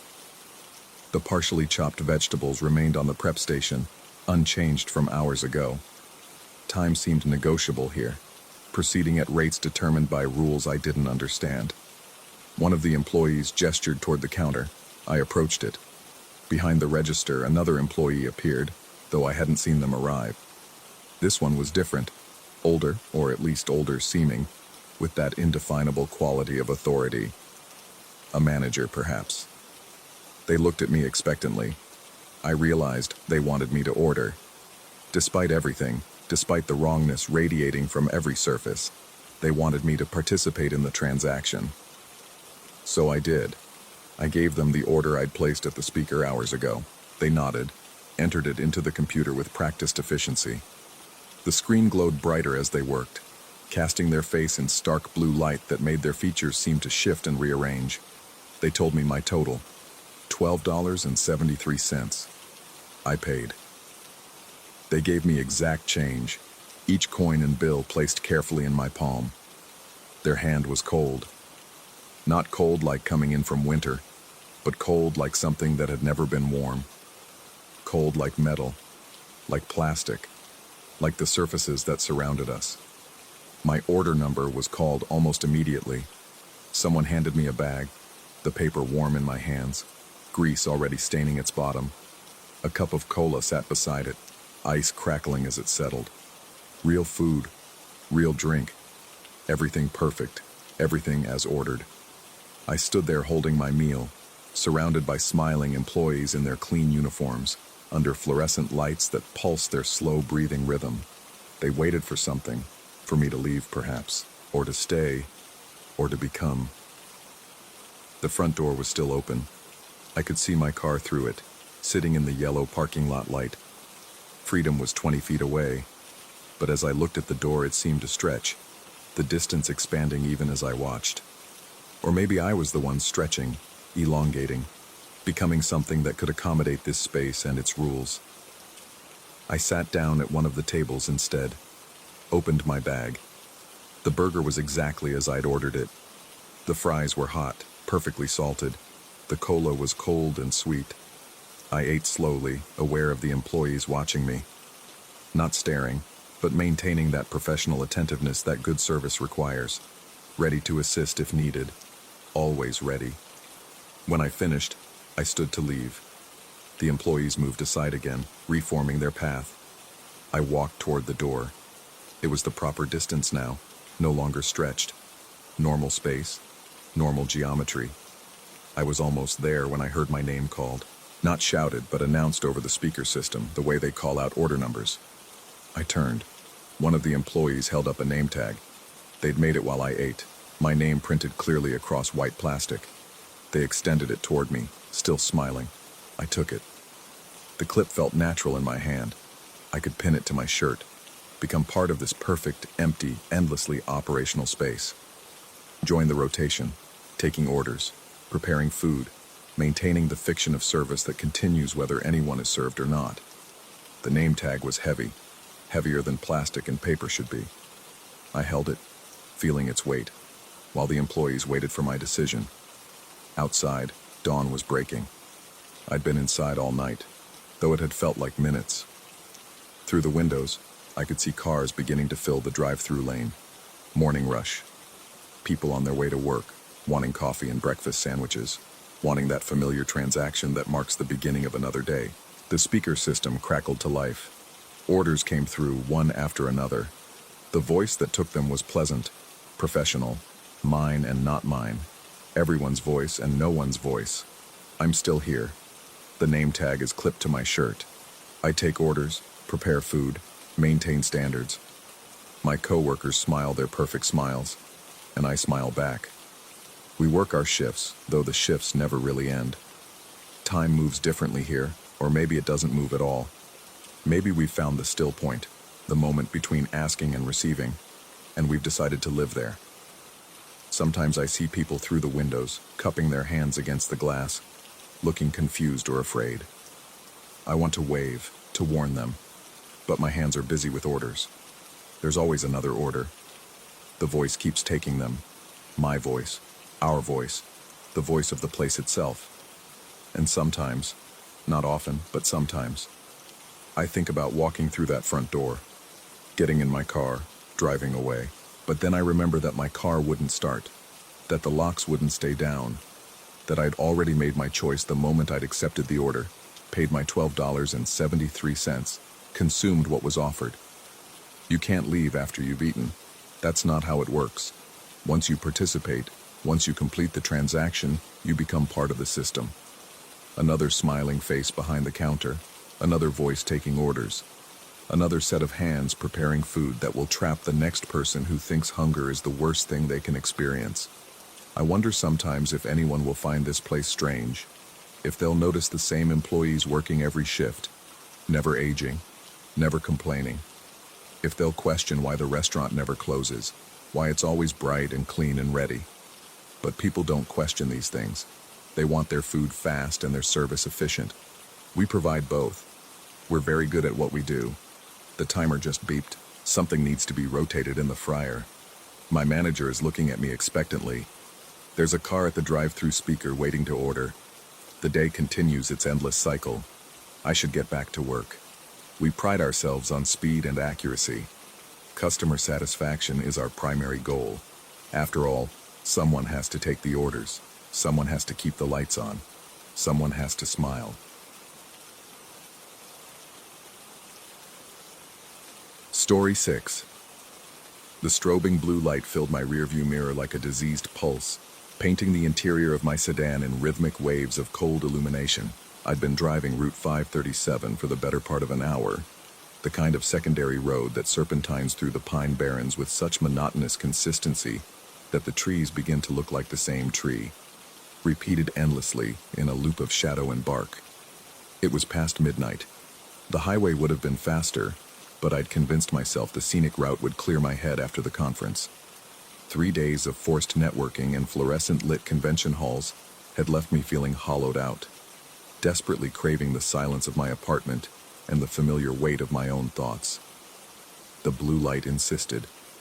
I slowed, checking my speedometer, 42 in a 50 zone. My inspection sticker was current, registration valid. The rational part of my brain cataloged these facts while something deeper, more primitive, began sending distress signals I couldn't quite articulate. I pulled onto the shoulder where the pines pressed close enough to scrape the passenger side with their lowest branches. The patrol car, if that's what it was, stopped about 15 feet behind me, its single light bar still cycling through that hypnotic blue. No red. Just blue, blue, blue, like a vein cut open and pulsing. In my side mirror, I watched a figure emerge from the vehicle. The silhouette was wrong somehow, though I couldn't pinpoint why. Too tall, maybe, or moving with a cadence that didn't match the confident stride I'd come to expect from officers during the handful of traffic stops I'd experienced in my 36 years. This person moved like someone learning to walk, each step deliberate and slightly uncertain. The knock on my window made me flinch. I'd been so focused on the mirror that I'd lost track of the approach. Through the glass, I could make out a uniform, dark fabric, the suggestion of badges and patches. But the face remained obscured by the angle of a flashlight aimed directly at my eyes. I lowered the window 3 inches. The voice that emerged was pleasant enough, neutral and professional, asking for my license and registration. I handed them through the gap, my fingers trembling slightly from the adrenaline my body had decided to release into my bloodstream. The logical part of my mind kept insisting this was routine, that my anxiety was a product of exhaustion and too much coffee, and the inherent unease of being alone on a dark road. The flashlight lowered slightly, and I got my first clear look at the face above the uniform. Male, probably in his 40s, with features so unremarkably average they seemed almost designed to be forgotten. Pale skin, thin lips, eyes that reflected the flashlight's beam in a way that made me think of animals on highways at night. That flat shine that registers as fundamentally other. He studied my documents for longer than seemed necessary, tilting his head as he read, and I noticed his lips moving slightly, as if he were sounding out the words. The flashlight in his other hand never stopped moving, tracing small circles that made the shadows dance and twist inside my car. When he finally spoke again, the questions came rapid fire, but without the practiced efficiency of someone who'd asked them 1,000 times before. Where was I coming from? Where was I headed? Did I live alone? Was anyone expecting me? The last two questions landed differently than the others, carrying a weight that made the hair on my forearms stand at attention. I answered carefully, measuring each word. Conference in Princeton. Headed home to Trenton. The living situation question I deflected with vague assurances about my destination. And I definitely didn't mention that my apartment would be empty, that I'd be alone there for at least the next 18 hours before my roommate returned from visiting his parents upstate. The officer, if that's what he was, leaned closer to my partially opened window. His breath fogged the glass, and I caught a smell that was difficult to place. Not unpleasant exactly, but organic and strange, like rain-soaked earth or the inside of a greenhouse. He asked if I had any tools in the vehicle, weapons, anything sharp. The specificity of the question sent ice water through my veins. This wasn't protocol. This was someone gathering information for purposes I couldn't fathom, but that my body was absolutely convinced were hostile. I told him I didn't understand the relevance of the question. My voice came out steadier than I felt, and I saw something flicker across his face. Annoyance, maybe, or calculation. The pleasant mask slipped for just a moment, and beneath it I glimpsed something that looked almost predatory, focused and utterly cold. His tone changed immediately, the professional veneer cracking to reveal sharp edges underneath. He told me to step out of the vehicle, the words coming out clipped and hard, and his hand moved toward his belt in a gesture that could have been reaching for handcuffs or something else entirely. Every survival instinct I possessed screamed in unison. I hit the lock button on my door panel and watched all 4 locks engage with small metallic thunks that sounded absurdly loud in the confined space. Through the window, I saw his expression shift again, this time settling into something that looked almost pleased, as if I'd done exactly what he'd expected. He told me again to exit the vehicle, his voice now devoid of any pretense at authority. It was flat and strange, like someone reading from a script they didn't quite understand. He raised his other hand, and I saw he was holding something that might have been a radio but looked too bulky, too angular. He brought it toward his mouth but didn't seem to speak into it, just held it there like a prop in a play he was performing for an audience of one. My phone was in the center console. I grabbed it with hands that no longer felt like mine, each finger moving independently and clumsily, as if I were wearing thick gloves. The screen's light felt like a lifeline as I dialed 911, my thumb leaving a smear of sweat across the glass. The operator's voice was crisp and real, in a way that made everything else feel like a fever dream. I explained the situation in a rush of words, giving my location as precisely as I could manage. Route 537, about 8 miles past the intersection with County Road 526, pulled over on the shoulder with what I was now quite certain was not an actual police officer standing beside my window. The operator asked me to describe the vehicle behind me.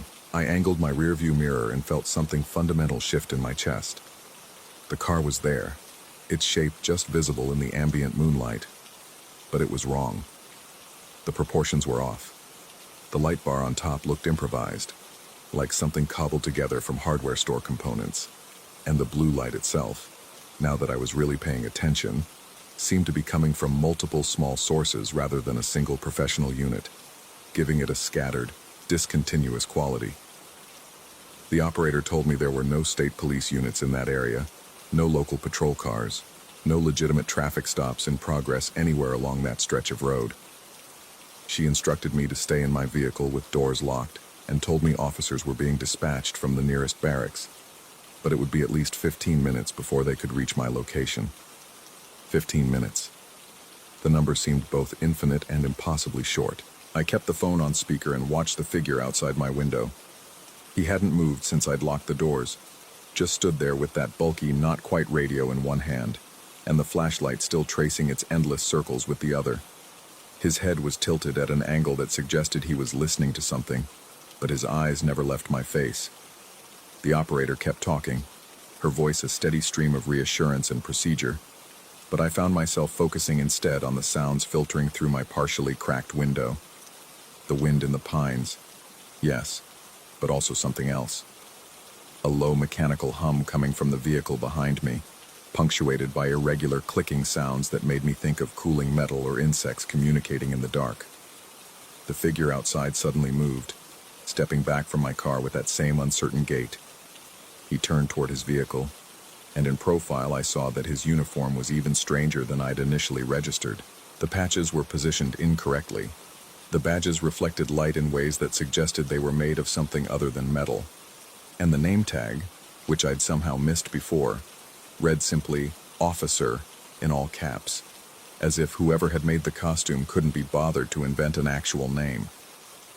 He opened the driver's door of his vehicle, and in the brief moment of interior illumination, I saw the inside was essentially empty. No computer console, no radio equipment, no cage dividing front from back, just a stripped-out sedan with what looked like batteries and wiring duct taped to the dashboard, connected to the improvised light bar by cables that snaked through a hole drilled in the roof. The operator was asking me questions, trying to keep me engaged and alert, but I could barely process her words. The figure had retrieved something from his vehicle, something he cradled against his chest as he turned back toward my car. The flashlight beam caught it briefly, and I saw what looked like a large thermos or canister, featureless and dark. He approached my window again, moving faster now, with more purpose. The pleasant expression was completely gone, replaced by something I can only describe as focused intention. He raised the canister, and I saw his thumb move toward what might have been a button or valve on its top. I put the car in drive and stomped on the accelerator. The sedan's tires spun against loose gravel for a heart-stopping moment before finding purchase, and then I was moving, accelerating up the shoulder and back onto the pavement. In my rearview mirror, I saw the figure standing motionless in the cone of dust my departure had kicked up, his free hand raised as if in farewell or perhaps warning.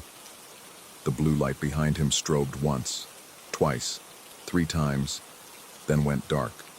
The operator was shouting through the phone speaker, asking if I was okay, telling me to drive toward the responding units. I confirmed I was moving, heading west on 537 toward civilization and light and other people. The trees blurred past on either side, their trunks catching my headlights in stuttering sequence. It took 3 miles before I allowed myself to check the mirror again. The road behind me was empty, showing nothing but my own taillights painting the asphalt red. No pursuit, no blue light, nothing but the endless corridor of pines and the white line disappearing into darkness. I drove until I saw the flashing lights of actual police cars approaching from the opposite direction, their red and blue patterns reassuringly correct and official. I pulled over in a turnout near a closed gas station and waited for them with my hands visible on the steering wheel, and every light in my car turned on. The officers who questioned me were professional and thorough, taking down my description and the location of the encounter. They radioed for units to sweep the area while one of them examined my vehicle, walking around it slowly with his flashlight, occasionally crouching to check underneath. He spent a long time at the driver's side rear tire, studying something I couldn't see from my position in the passenger seat of their cruiser. When he returned, his expression was carefully neutral in a way that made my stomach drop. He asked if I'd noticed anyone tampering with my car before the traffic stop.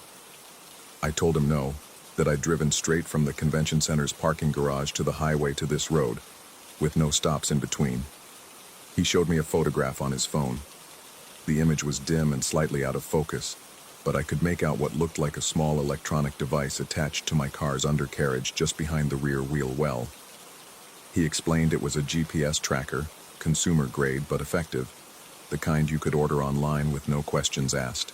They removed it and bagged it as evidence, though the officer's tone suggested they wouldn't find anything useful from it. These devices were disposable and essentially untraceable, he said.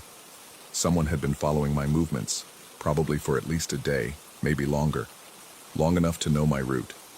Long enough to pick the perfect spot for an interception on a road with no houses, no businesses, no witnesses. The sweep of the area where I'd been stopped found nothing. No vehicle. No footprints beyond my own tire tracks. No evidence anyone had been there at all except for the testimony of a tired conference attendee with a wild story and a GPS tracker that proved at least part of his paranoia was justified. They escorted me home, following my car all the way to my apartment building in Trenton. The officers did a walkthrough of my place before leaving, checking closets and windows with methodical efficiency. They gave me case numbers and contact information, assurances about increased patrols, suggestions about security systems and awareness. After they left, I sat in my living room with all the lights on and tried to convince myself I was safe. The tracker had been removed. The police were aware. Whatever that person had been planning, I'd escaped it through luck and instinct and a 911 operator's steady voice.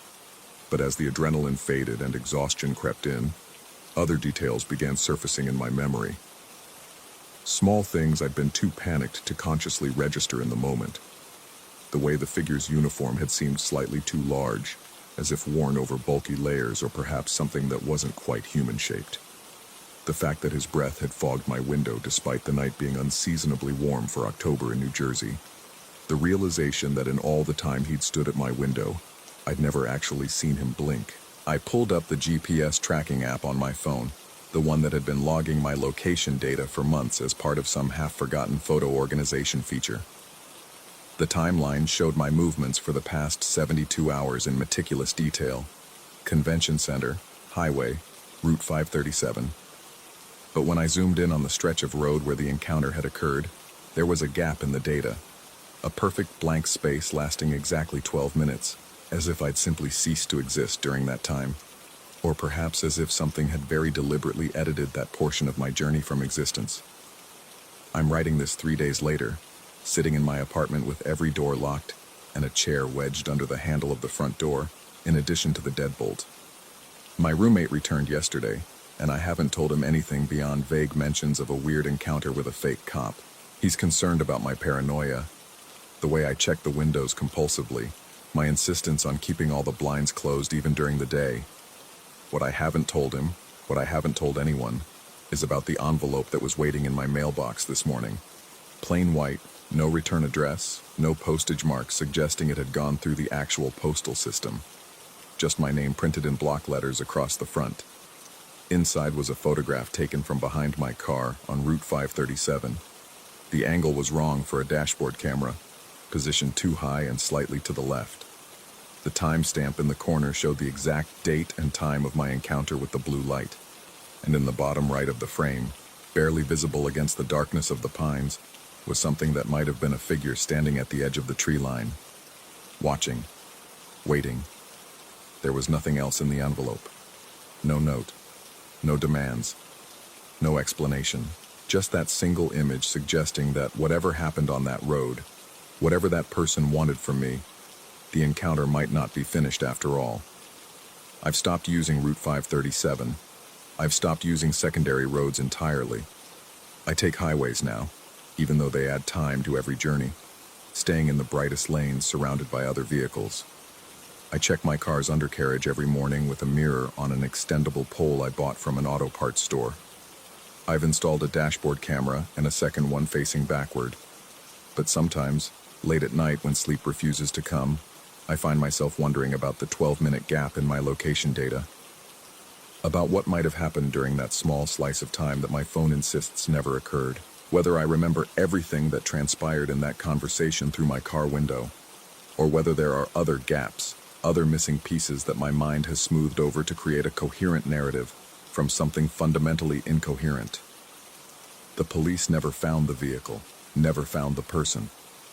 The GPS tracker yielded no useful information, as predicted. The case remains open but inactive, filed away with thousands of other strange encounters and near misses that populate the blurry boundary between criminal act an unexplained incident. Sometimes I look at that photograph and try to convince myself the figure at the tree line is just a trick of shadow and grain, a pattern my brain has constructed from random darkness. Sometimes I almost succeed. But then I notice other details in the image, small things that shouldn't be possible. The way my car's taillights seem to leave trails in the air behind them, as if the photograph captured not a single instant but several moments compressed together.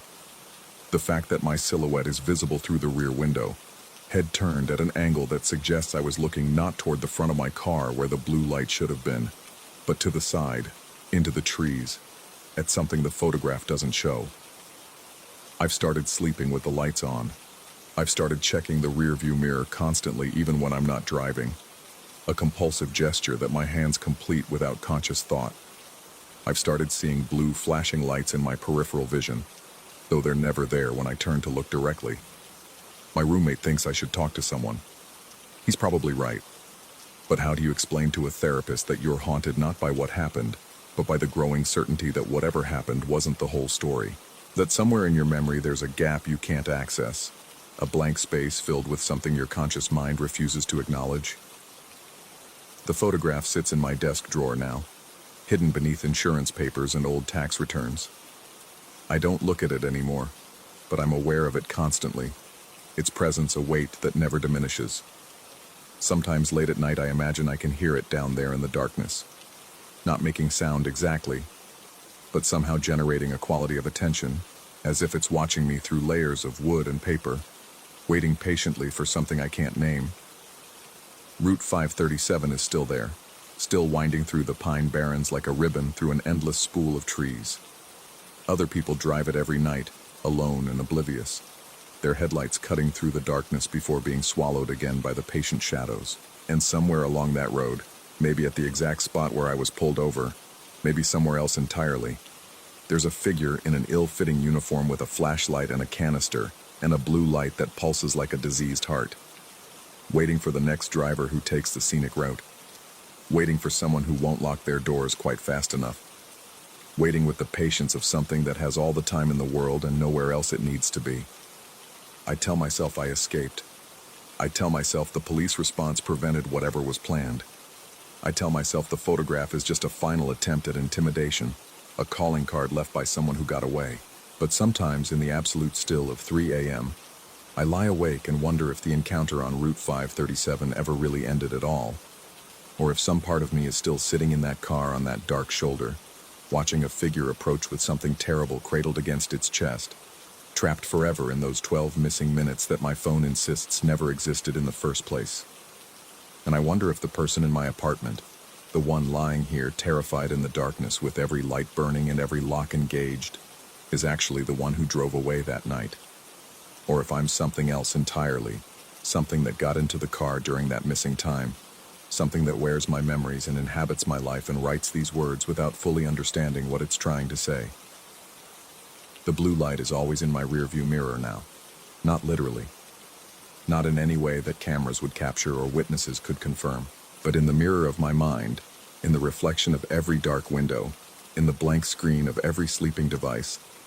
There it is, pulsing steadily, a rhythm that matches my heartbeat exactly, as if it's not following me at all, as if it's coming from somewhere inside. Story 7. I used to laugh at Daniel when he'd mention the flames. Not cruel laughter, but the kind you give a friend when they're spinning another one of their elaborate stories.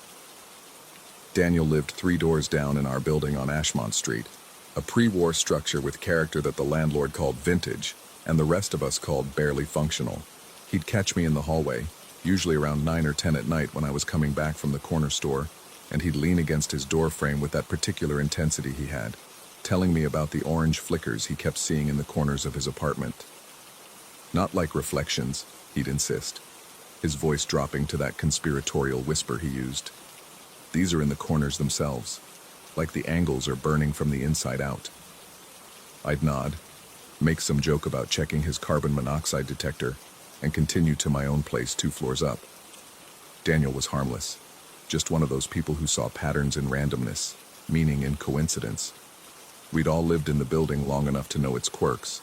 The pipes that screamed at 3 in the morning, the way the elevator lurched between the second and third floors, the persistent smell of something cooking that no one could quite identify. Old buildings had personalities. Daniel's flames were just another eccentricity to add to the list. That changed on a Thursday in late September. I came home around midnight to find 3 fire trucks parked outside, their lights painting the brick facade in rotating shades of emergency. The crowd that had gathered on the sidewalk had that particular quality of excitement, mixed with concern that neighborhood disasters always produce. I pushed through, my stomach already tightening with the knowledge of what I'd find. Daniel's apartment was on the first floor, and even from the street, I could see the damage. Not flames, thank God, but smoke. Thick black smoke that had turned his windows into dark mirrors. The firefighters were already packing up, which meant whatever had happened was over, contained, dealt with. I found our building super, a man named Rodriguez who'd been managing the property for 15 years, standing near the entrance with his arms crossed over his chest. "Electrical fire," he said before I could ask. "In the walls. Been smoldering for God knows how long." He shook his head, and I could see genuine distress in his expression. Could have taken out the whole building. We got lucky. Daniel got lucky. But when I looked at Daniel, sitting in the back of an ambulance with a blanket around his shoulders, lucky wasn't the word that came to mind. His face had gone beyond pale into something almost translucent, and his eyes held a quality I'd never seen before. Not fear exactly, but something deeper and more fundamental. Recognition, maybe. Or vindication. I tried to catch his eye, but he was staring at nothing. His lips moving slightly as if he was counting or praying or simply trying to hold himself together through repetition. The family moved out within a week. The speed was remarkable, almost suspicious. One day the apartment was being aired out and assessed for damage.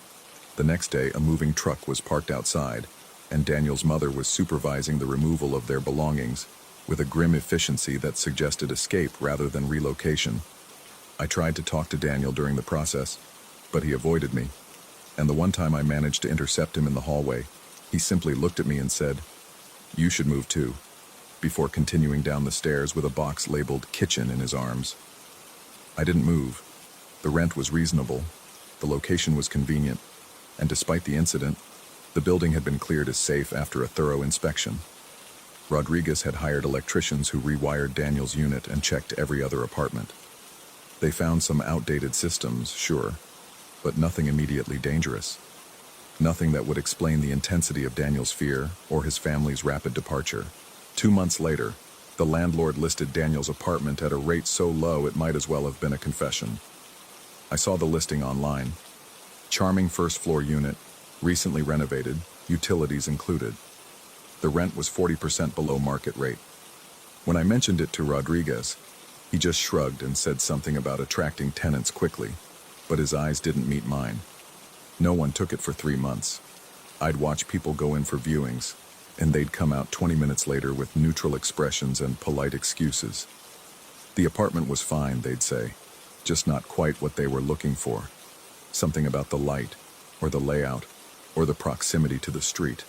Never anything concrete, but no one signed a lease. I started thinking about the flames more than I wanted to admit. Not during the day, when rational explanations held firm, but at night, when the building settled into its particular rhythm of creaks and whispers. I'd lie in bed and think about what Daniel had said, about corners burning from the inside out, about how an electrical fire could smolder in the walls for weeks, months even, producing heat and light that might be visible if you knew where to look, if your eyes had adjusted to seeing things that were technically there, but not quite manifest. The building started feeling different after that. Not immediately, but gradually, the way a relationship changes after a single honest conversation. I became aware of the angles in my own apartment, the corners where walls met ceiling, where floor met wall, where the shadows collected even when the lights were on. I'd catch myself staring at them longer than necessary, waiting for something I couldn't name. It was probably around Christmas when I first noticed the smell. Faint, acrid, like burning insulation or melting plastic.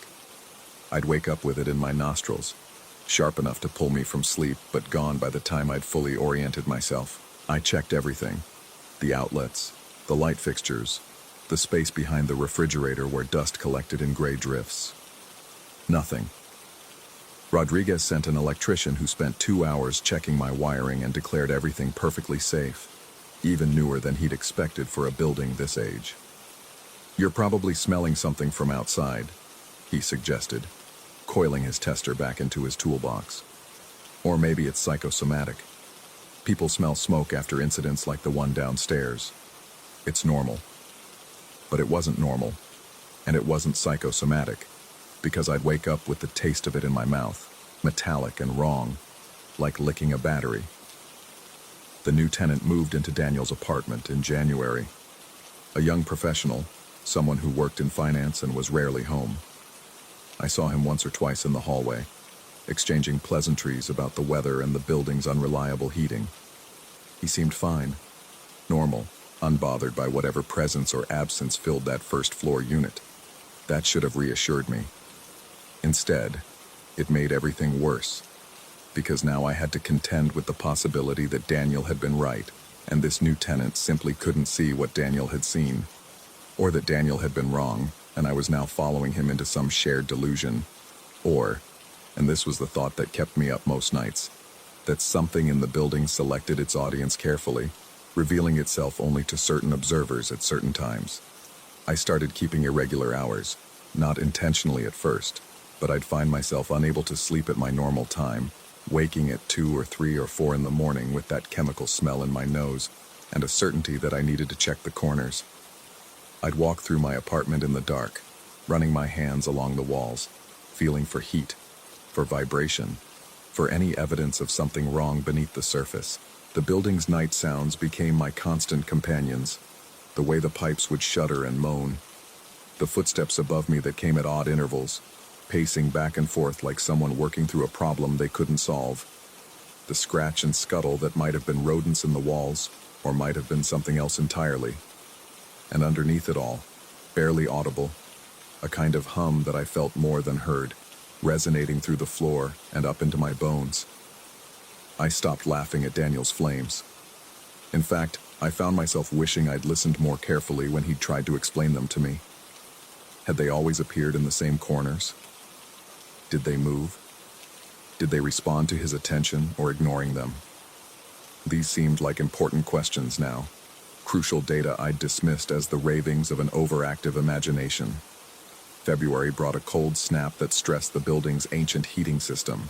Rodriguez warned everyone to use space heaters carefully, to check cords for fraying, to avoid overloading outlets. The irony wasn't lost on me. Here we were, deliberately introducing more electrical load into a structure that had nearly burned from hidden wiring issues just months ago. I bought a space heater anyway. Everyone did.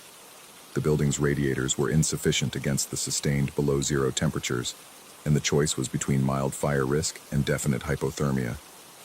I placed mine in the corner of my bedroom, as far from the bed as possible, and I watched it more than I used it. The heating element would glow orange when it was on, and I'd lie in bed studying that artificial flame, wondering if this was what Daniel had seen, some manifestation of heat and electricity that shouldn't have been visible but was. The insomnia worsened. I'd manage an hour or 2 of sleep before jolting awake with the certainty that something was wrong, that I needed to check, that the corners were doing something they shouldn't be doing. I'd find myself standing in my living room at 4 in the morning, staring at the junction where the north wall met the ceiling, convinced I could see a faint shimmer there, like heat distortion above summer asphalt. But it was February, and my apartment was cold enough that I could see my breath. I ran into Rodriguez in the lobby on one of those sleepless nights. It was past 3, and I'd given up on lying in bed, opting instead to take a walk around the building, checking door seals and window frames with the kind of purposeless purpose that insomnia provides. He was coming in from outside, his coat dusted with snow, and he looked almost as tired as I felt. "Can't sleep either?" he asked. And there was something in his voice that made me stop and really look at him. The lines around his eyes had deepened since September. He'd lost weight, and he had that same quality I'd seen in Daniel's face that night in the ambulance. Recognition, or resignation, or some combination of both. "The building feels different," I said, and I was surprised by how easily the words came, how little I cared about sounding irrational. Since the fire. Since Daniel left. Rodriguez was quiet for a long moment, and I could hear the building around us. The hum I'd become so familiar with, the pipes, the settling sounds that might have been foundation shifts, or might have been something else. Finally, he sighed and gestured toward the stairs leading down to the basement, where his office was located. "Let me show you something," he said. I followed him down, our footsteps echoing in the concrete stairwell. The basement always had a particular quality, cooler than the rest of the building, with a dampness that suggested proximity to underground water despite the city's assurances that the water table was much deeper. Rodriguez's office was a cramped space filled with filing cabinets and maintenance equipment, but he led me past it to a door I'd never noticed before, painted the same industrial gray as the walls, and easy to miss if you weren't looking for it. "Original electrical room," he explained, producing a key from the ring at his belt. "Building inspector made me keep it locked after they rewired everything. Said it was a safety hazard, all those old systems still in place even though they're not connected to anything anymore." The room beyond the door was smaller than I expected, maybe 10 feet by 10 feet, and it was filled with what looked like the skeleton of the building's original electrical system. Old ceramic insulators, cloth-wrapped wiring, fuse boxes with handwritten labels from decades ago. But what caught my attention, what made my breath catch in my throat, were the corners. In each corner of that small room, the junction where walls met ceiling, there was a discoloration. Not obvious, nothing you'd notice if you weren't looking for it, but once you saw it, you couldn't unsee it.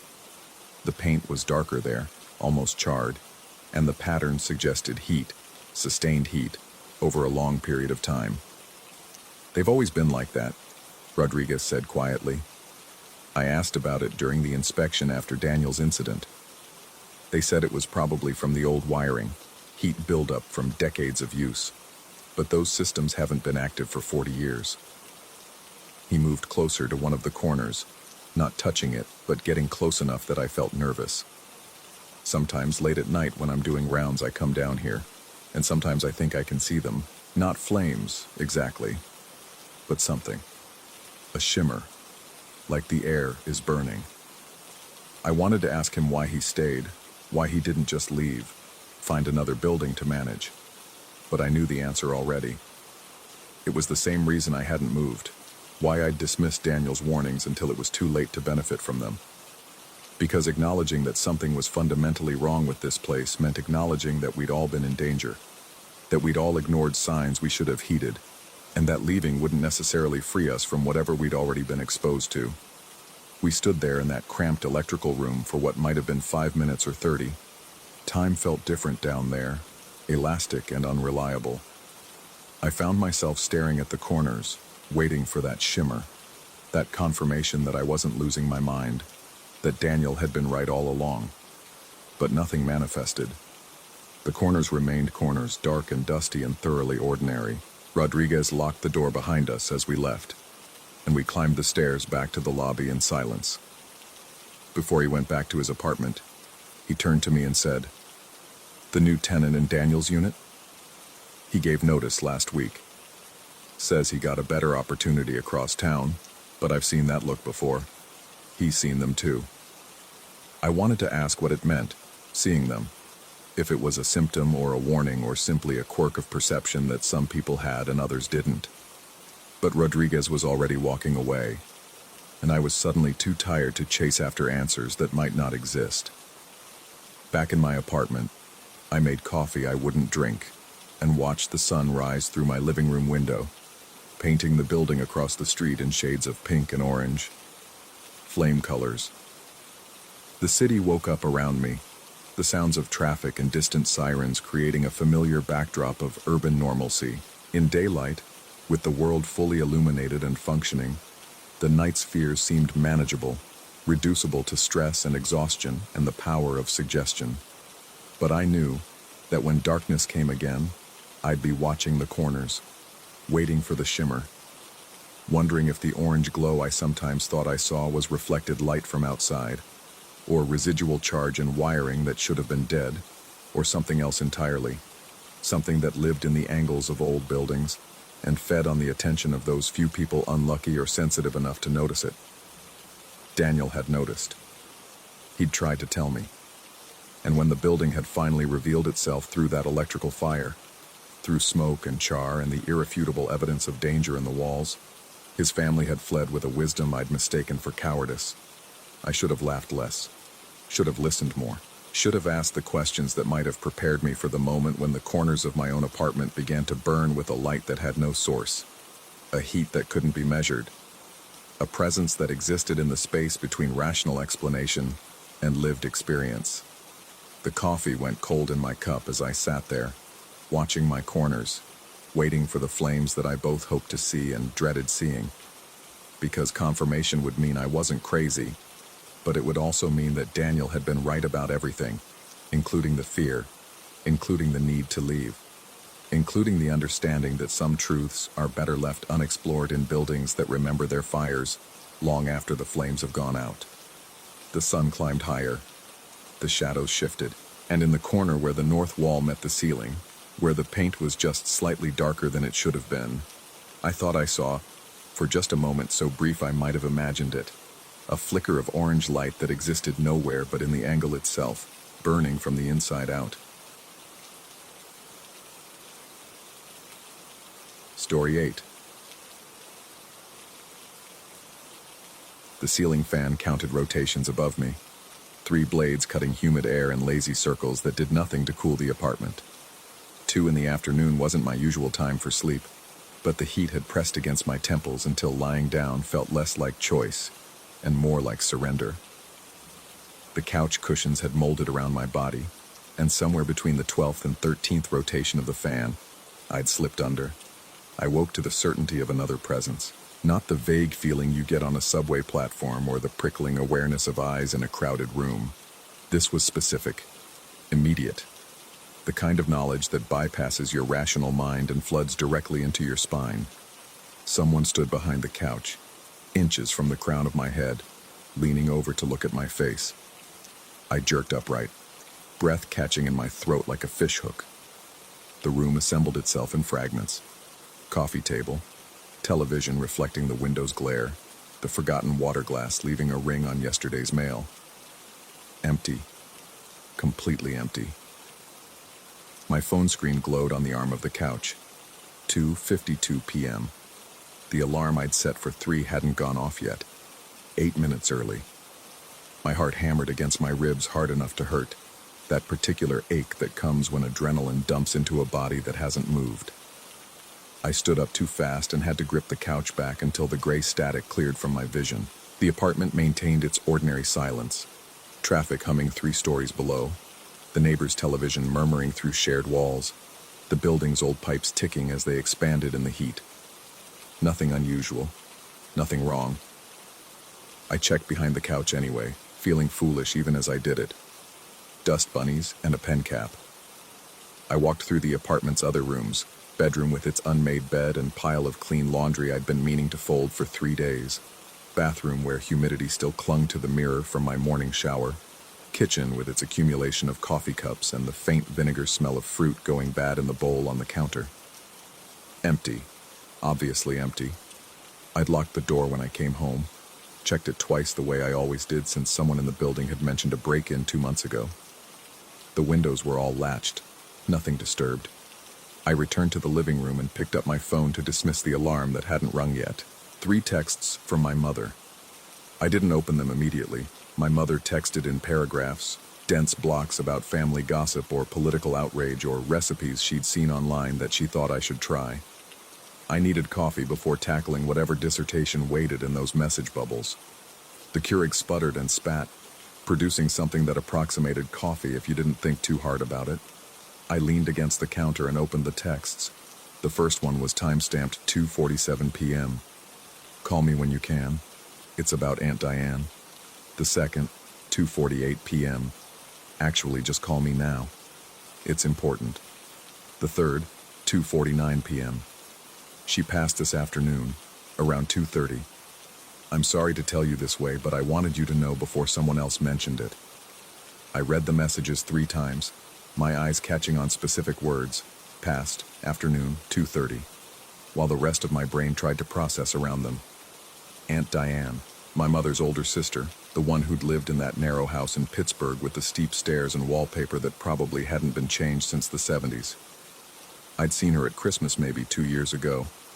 She'd seemed fine then, healthy, had talked about her garden and a trip she wanted to take to Ireland to see where their grandmother had been born. I called my mother. She answered on the first ring with that particular breathless quality that meant she'd been crying and was trying not to. She explained how the hospice nurse had found Diane unresponsive during the afternoon check, how it had been peaceful and expected, though this was the first I'd heard that hospice had been involved at all, how the family had decided not to tell everyone because they hadn't wanted people to worry or feel obligated to travel during her final weeks. My mother's voice carried that slight lilt of her childhood accent, the one that only surfaced when she was emotional. She mentioned Scottish superstitions her own mother used to tell her, something about sentinels and warnings and the way the dying sometimes reached out to say goodbye to those they'd been close to. I made appropriate sounds, said I was sorry, asked if she needed anything. The conversation followed its expected groove, and when we hung up 15 minutes later, I felt the particular emptiness that comes after processing news that hasn't quite settled into reality yet. I sat at the kitchen table and finished my coffee, which had gone lukewarm. The apartment felt different now, not empty, occupied in a way that made my skin feel too tight. I kept catching movement in my peripheral vision, turning to find nothing. The light seemed wrong, too yellow and thick, like I was seeing it through old glass. The couch where I'd napped still held the depression of my body. I walked over and stood behind it, trying to recreate the angle, the proximity. If someone had actually been standing there, leaning over me, they would have been exactly where I was now, close enough to feel their breath, close enough to touch. I pressed my palm against the back of my neck, where I'd felt that presence. The skin was cooler than the rest of me, the fine hairs standing on end. 2:30. My mother had said around 2:30. I'd woken at 2:52. The fan continued its rotation, blades cutting the same air in the same pattern, and I watched it until my eyes watered. People died every second of every day. Thousands of them. Millions if you counted the whole world. The fact that I'd woken from a nap feeling unsettled at roughly the same time my aunt had died in a city 300 miles away was coincidence. Statistical probability. The human brain's desperate need to find patterns in chaos. I told myself this while I stood in my kitchen and watched the light change as the afternoon wore on. I told myself this while I microwaved dinner and ate it standing at the counter because sitting at the table made my back feel exposed. I told myself this while I lay in bed that night, staring at the ceiling and listening to the building settle around me. Sleep came reluctantly, and when it did, I dreamed of nothing. The next morning arrived with the ordinary violence of my alarm, 6 a.m., 10 snoozes, the eventual acceptance that getting up was inevitable. Work absorbed the day in its usual way, and I managed to go several hours without thinking about the nap or my aunt or the way my apartment had felt too small and too occupied. But that evening, coming home to the same rooms, I felt it again. That awareness, that certainty of not being alone. I stood in my doorway with my hand still on the knob, keys dangling from my fingers. The apartment looked exactly as I'd left it. Dishes in the sink, that pile of laundry still unfolded on the bedroom chair, the couch cushions askew from where I'd sat that morning eating cereal and watching the news. But something had shifted. Some fundamental quality of the space had changed in a way I couldn't articulate. I walked through each room like I had the day before, checking windows and closets and behind the shower curtain. Nothing. No signs of entry. No disturbance. My laptop sat where I'd left it, wallet and keys on the entry table, television remote in its permanent position wedged between couch cushions. I made dinner. I watched a show I'd been meaning to catch up on. I did all the ordinary things that make up an evening alone, and beneath it all ran a current of wrongness I couldn't shake. At 11 p.m., I stood at the bathroom sink brushing my teeth and caught movement in the mirror. I spun around, foam dripping down my chin, to find the bathroom empty behind me. The shower curtain hung motionless, the towel on its hook. When I turned back to the mirror, My reflection looked wrong somehow. The eyes slightly too wide, the skin slightly too pale, like I was looking at a photograph of myself taken in harsh light. I rinsed my mouth and went to bed. Sleep wouldn't come. I lay in the dark and listened to the building's nighttime symphony, pipes expanding and contracting, someone walking across the floor above me, traffic passing on the street below, normal sounds, familiar sounds. But underneath them I heard something else, or thought I did. A breath that didn't match my own rhythm, a weight settling on the floor just outside my bedroom door. I turned on the bedside lamp. Empty hallway beyond the open door. I got up and checked anyway, padding through the apartment in my boxers and t-shirt, turning on every light, looking behind every door and piece of furniture large enough to conceal a person. Nothing. Always nothing. I left the lights on and went back to bed. This became a pattern. Each evening, coming home to that sense of occupancy. Each night, lying awake and listening to sounds that might have been nothing. I started sleeping with my bedroom door closed, then locked. I unplugged the lamps in the living room so their soft glow wouldn't cast shadows that moved in ways they shouldn't. I stopped napping entirely, even when exhaustion made my vision blur, because the thought of losing consciousness during daylight hours filled me with a dread I couldn't name.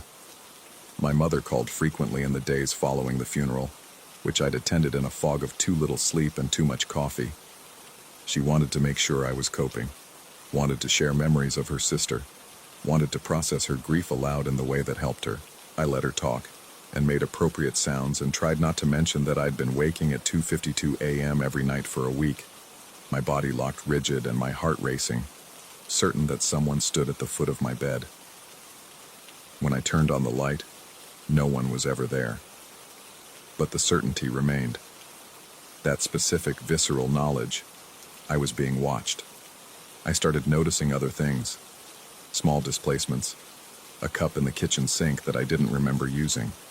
The bathroom door open when I could have sworn I'd closed it. A chair pulled slightly out from the table. Any one of these could have been my own forgetfulness, my brain short-circuiting from lack of sleep.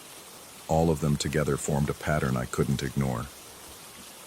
2 weeks after my aunt's death, I came home to find every door in the apartment open.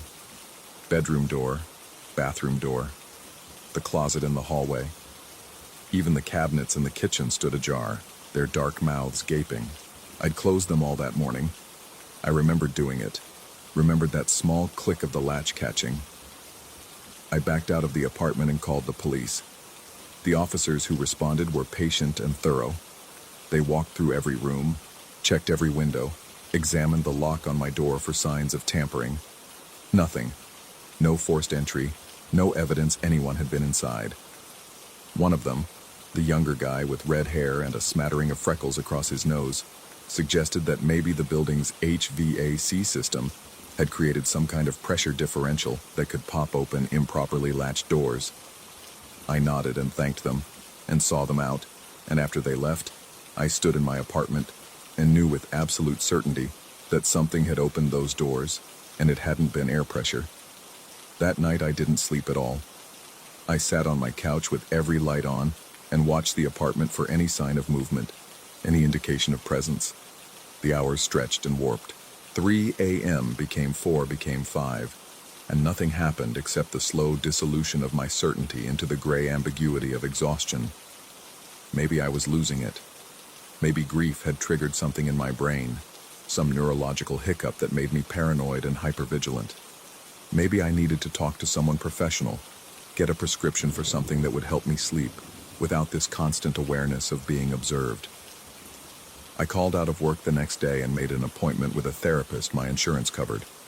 The earliest opening was 3 weeks away. I took it and tried to convince myself I could make it that long. The dreams started that night. Not dreams of being watched or followed.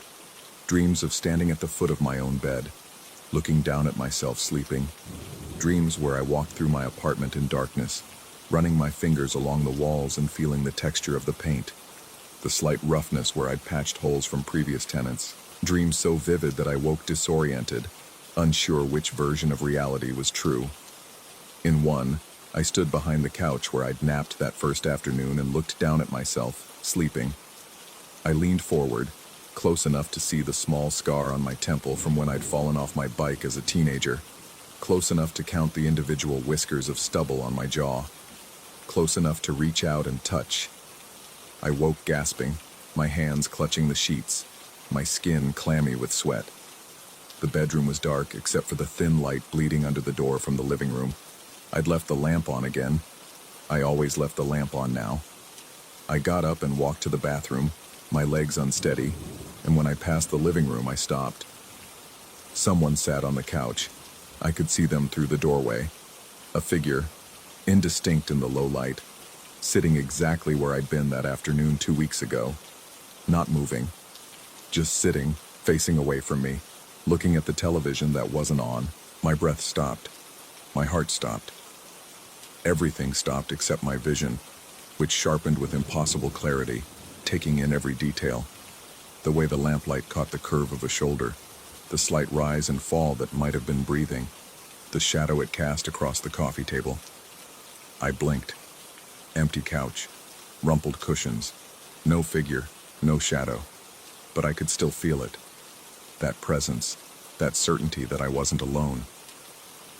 I backed into my bedroom and closed the door and locked it and shoved my desk chair under the handle the way people do in movies. I climbed into bed and pulled the covers up and lay there trembling until light seeped around the edges of my blackout curtains, and I could pretend morning had made everything safe again. I didn't leave my bedroom until 8 a.m.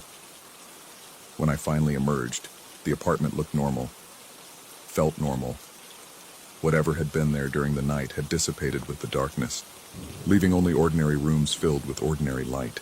I called my mother that afternoon, hoping she might be able to explain the things her grandmother had told her, those Scottish superstitions about sentinels and warnings. She seemed pleased I'd called and launched immediately into a story about how her grandmother used to say that the dying could send pieces of themselves ahead to prepare their loved ones, to soften the blow of grief. It was considered a gift, she said, this final visitation. A way of saying goodbye. I asked her what happened if the visitation didn't stop, if it kept happening after the person had died. The pause stretched long enough that I checked my phone to make sure the call hadn't dropped. When she spoke again, her voice had changed, become smaller. She said her grandmother used to tell another story, one she'd always dismissed as meant to scare children into good behavior, something about how sometimes the dying couldn't find their way forward and got stuck in the between places, tethered to the moment of their passing, reaching out again and again to the last person they'd touched. I felt cold despite the afternoon heat. I asked her what happened to that person, the one they'd reached out to. Another pause. Then she said she didn't really remember. It had just been an old woman's stories. Nothing based in anything real. We should focus on the good memories of Diane. We should celebrate her life. We should be grateful she'd gone peacefully. We talked for another few minutes, but I could hear the discomfort in her voice, the desire to be done with this particular thread of conversation. When we hung up, I sat at my kitchen table and thought about that moment of waking on the couch, that certainty of presence, the way it had felt so specific and immediate and real. 2:52 p.m., 8 minutes before my alarm, 22 minutes after my aunt had died.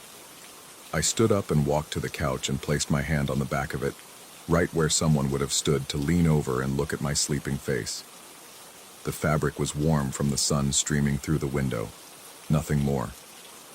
But beneath my palm, I could swear I felt something else, a coolness, a texture that didn't quite match the upholstery, a presence. I pulled my hand away. That night I packed a bag and checked into a hotel downtown, a bland corporate place with key cards and ice machines and the anonymity of identical rooms stacked 30 floors high. I thought distance might help. I thought maybe breaking the pattern, sleeping somewhere else might reset whatever had gotten tangled in my apartment. I slept for 12 hours and woke feeling more human than I had in weeks. The second night, I woke at 2:52 a.m. to the certainty that someone stood at the foot of the hotel bed. I turned on every light in the room, the bedside lamp, the bathroom light, the overhead fixture with its energy-efficient bulbs that hummed slightly. Empty room. generic art on the walls, my suitcase in the corner, the television reflecting my own haggard face. But the feeling remained, that specific, undeniable awareness. I sat on the bed and put my head in my hands and tried to think rationally, tried to find the logical explanation. Grief could do strange things to people. Lack of sleep could cause hallucinations. The mind was capable of creating entire realities that didn't exist. But this felt different. This felt like something had followed me, like I'd become tethered to a moment. That moment of waking on my couch. That instant when whatever had been standing behind me had looked down at my sleeping face and reached out. And now it couldn't stop reaching.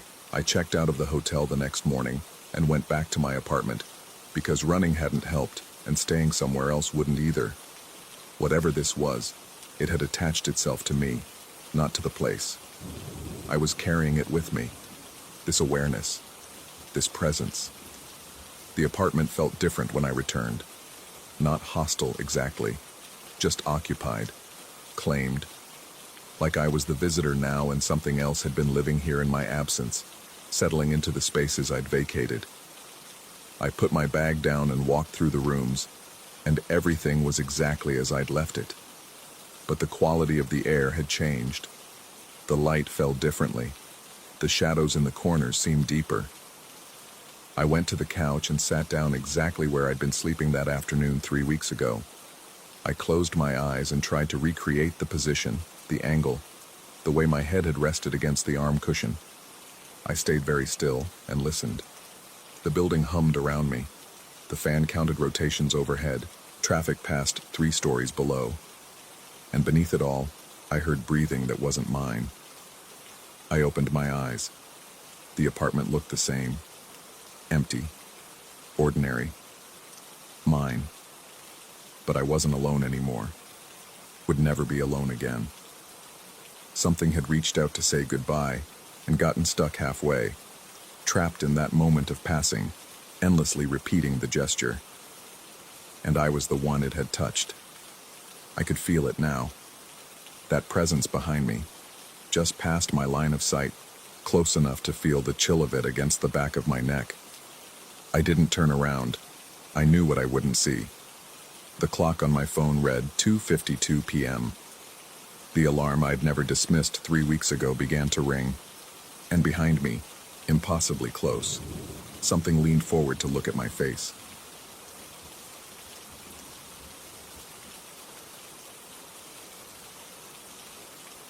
Story 9.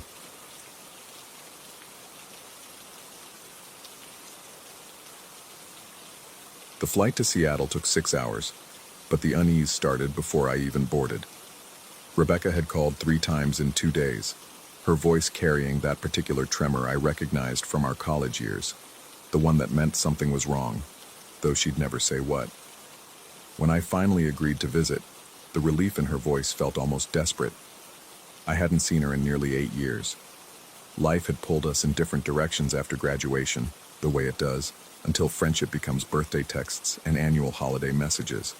But her apartment in Capitol Hill brought back memories of late-night study sessions and philosophical debates that stretched until dawn. The building was older than I expected, a converted warehouse with exposed brick and pipes running along the ceiling like metal veins. She looked thinner than I remembered. Her eyes had developed dark crescents underneath, and her hands moved constantly, adjusting her hair, straightening objects on the coffee table, rubbing her arms as though perpetually cold. The apartment smelled of lavender and something else, something stale beneath the pleasant surface, like flowers trying to mask decay. That first night, she made dinner while I unpacked in her guest room. The space was sparse but comfortable, with a window overlooking the alley behind the building. As I arranged my clothes in the dresser, I heard her drop something in the kitchen, followed by the sharp intake of breath people make when trying not to cry. When I came out, she was picking up pieces of a broken plate, her fingers trembling. "Everyone thinks I'm losing it," she said without looking up. The words came fast, as though she'd been holding them in for months. "They say things follow me. That weird stuff happens when I'm around." I helped her clean up the ceramic shards, noting how she kept glancing toward the hallway. how her shoulders tensed at every small sound. Later, over reheated pasta, she told me about objects moving when she wasn't looking, about electrical problems that repair workers couldn't explain, about the feeling of being watched in empty rooms. Her roommate had moved out 3 months ago. 2 friends had stopped calling. Her boyfriend had left without explanation. The rational part of my mind cataloged explanations. Stress, isolation, maybe depression manifesting as paranoid thoughts. But I nodded and listened because that's what old friends do. They show up. They suspend judgment. Around midnight, I was reading in the guest room when I heard footsteps in the hallway. Heavy, deliberate footsteps, the kind that announce a person's presence. I assumed Rebecca was going to the bathroom or getting water, but the steps didn't move past my door. They stopped right outside it. I waited for a knock that never came. The footsteps resumed, pacing back and forth, back and forth. The floorboards creaked with weight. I could track the movement by sound alone, a slow patrol from one end of the hall to the other. It went on for what felt like 10 minutes. I was about to call out when I noticed the gap beneath the door. A shadow moved there. Not the diffuse darkness of someone standing nearby, but a distinct shape, dense and deliberate, sliding along the crack like water seeking a drain. It moved from left to right, then back again, independent of any visible form. My breath caught. I told myself it was a trick of the light, a draft moving something in the hall, anything but what my eyes insisted they were seeing. The shadow paused directly in front of my door. I could feel attention focused on me through 4 inches of wood, could sense scrutiny so intense it raised the hair on my arms. My phone lay on the nightstand, its screen dark. The digital clock read 12:47. Time felt suspended, stretched thin. Then the shadow moved on and the footsteps resumed, fading toward the far end of the apartment. I heard Rebecca's door open and close. Silence settled like dust. I didn't sleep well that night. Every creak of the old building jerked me toward consciousness. Twice I thought I heard whispers, but when I held my breath to listen, there was nothing. Or maybe there was something just below the threshold of hearing. Syllables dissolved in static. The next morning, Rebecca looked as exhausted as I felt. Over coffee, I almost asked about the nighttime pacing, but her expression stopped me. She had the wary, brittle quality of someone expecting to be called crazy, so I swallowed the question and suggested we get out of the apartment. We spent the day like tourists, visiting Pike Place Market and the waterfront, eating overpriced seafood and pretending normalcy. But I caught her checking over her shoulder, stiffening when we passed reflective surfaces, as though she expected to see something that shouldn't be there. In the Space Needle elevator, she gripped my arm so tightly, her nails left half-moons on my skin. "Do you feel it?" she whispered. "It's here." I felt only the motion of the ascending elevator and the press of tourists around us. But her fear was palpable, infectious. By the time we reached the observation deck, I found myself scanning the crowd, looking for what? Someone watching us? Something? That evening, I researched sleep disorders and stress-induced hallucinations. The internet offered reasonable explanations. Pareidolia, sleep paralysis, hypnagogic states. I felt better armed with terminology, with science. I would help her understand that these experiences had logical roots, that she wasn't losing her mind or being haunted. But that second night, around 1:15 a.m., the shadow returned. This time I was ready for it. I'd positioned myself near the door, phone in hand, determined to document or debunk. The footsteps started the same way, that heavy, deliberate tread. The shadow appeared beneath the door, thicker than any normal shadow should be, moving with purpose. I recorded video, though in the darkness my phone's camera captured only grainy footage of the door's lower edge. But I could see it clearly with my own eyes. That ribbon of darkness flowing back and forth, pausing, resuming. I reached for the doorknob. The shadow stopped moving. My hand hovered inches from the knob. Every instinct screamed against opening the door, though I couldn't articulate why. The shadow remained perfectly still, and in that stillness I sensed waiting, anticipation. Something wanted me to open the door. I pulled my hand back. The shadow rippled like disturbed water, then slid away. The footsteps receded. I checked the footage later. The video showed nothing but a dim strip of space beneath a door. No shadow, no movement. Just my own ragged breathing on the audio track. I left Seattle 2 days later, my visit cut short by an invented work emergency. Rebecca hugged me at the airport with trembling arms, and I promised to call soon. The lie felt necessary and cruel. For 3 months, I almost convinced myself it had been fatigue, suggestion, the power of expectation creating false patterns. I'd fallen under the spell of her anxiety, let her fears infect my perceptions. I threw myself into work, into routines, into the solid reassurance of ordinary life. Then the doors started slamming. It began small. My apartment door would close harder than I remembered shutting it, the frame rattling in its housing. I blamed drafts, blamed the building's ventilation system. But then the bedroom door slammed at 12:47 a.m., jolting me from sleep. I lived alone. I'd installed good locks after a break-in 2 buildings ago. Nobody had keys but me.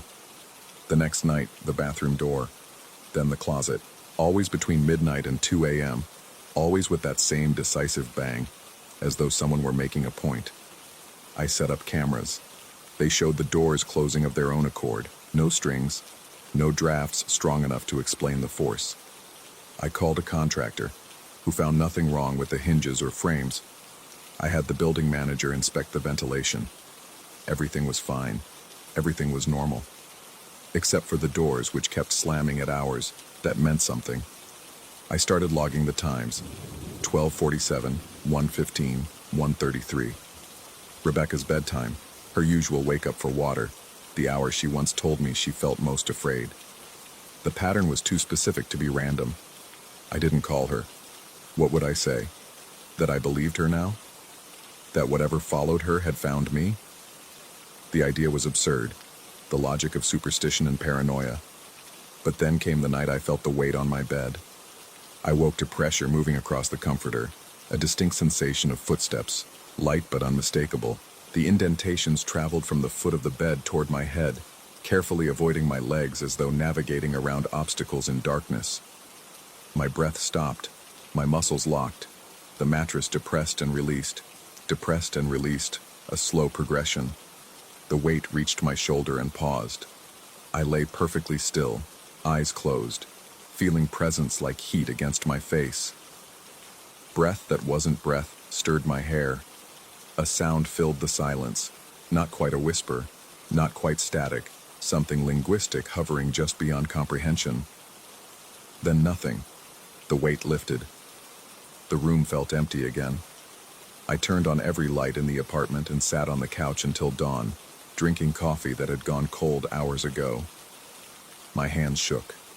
My rational mind offered explanations, stress, suggestion, the power of Rebecca's delusions to plant seeds that grew in isolation. But my body knew something my mind refused to accept. I called her at 6 a.m. She answered on the first ring, as though she'd been awake, waiting. I described everything, the shadow, the doors, the weight on the bed. She listened without interruption, without surprise. It started with doors for me, too, she said finally. Her voice was calmer than I'd ever heard it, the calm of someone no longer fighting. After you left, they stopped slamming at my place. The implication hung between us like smoke.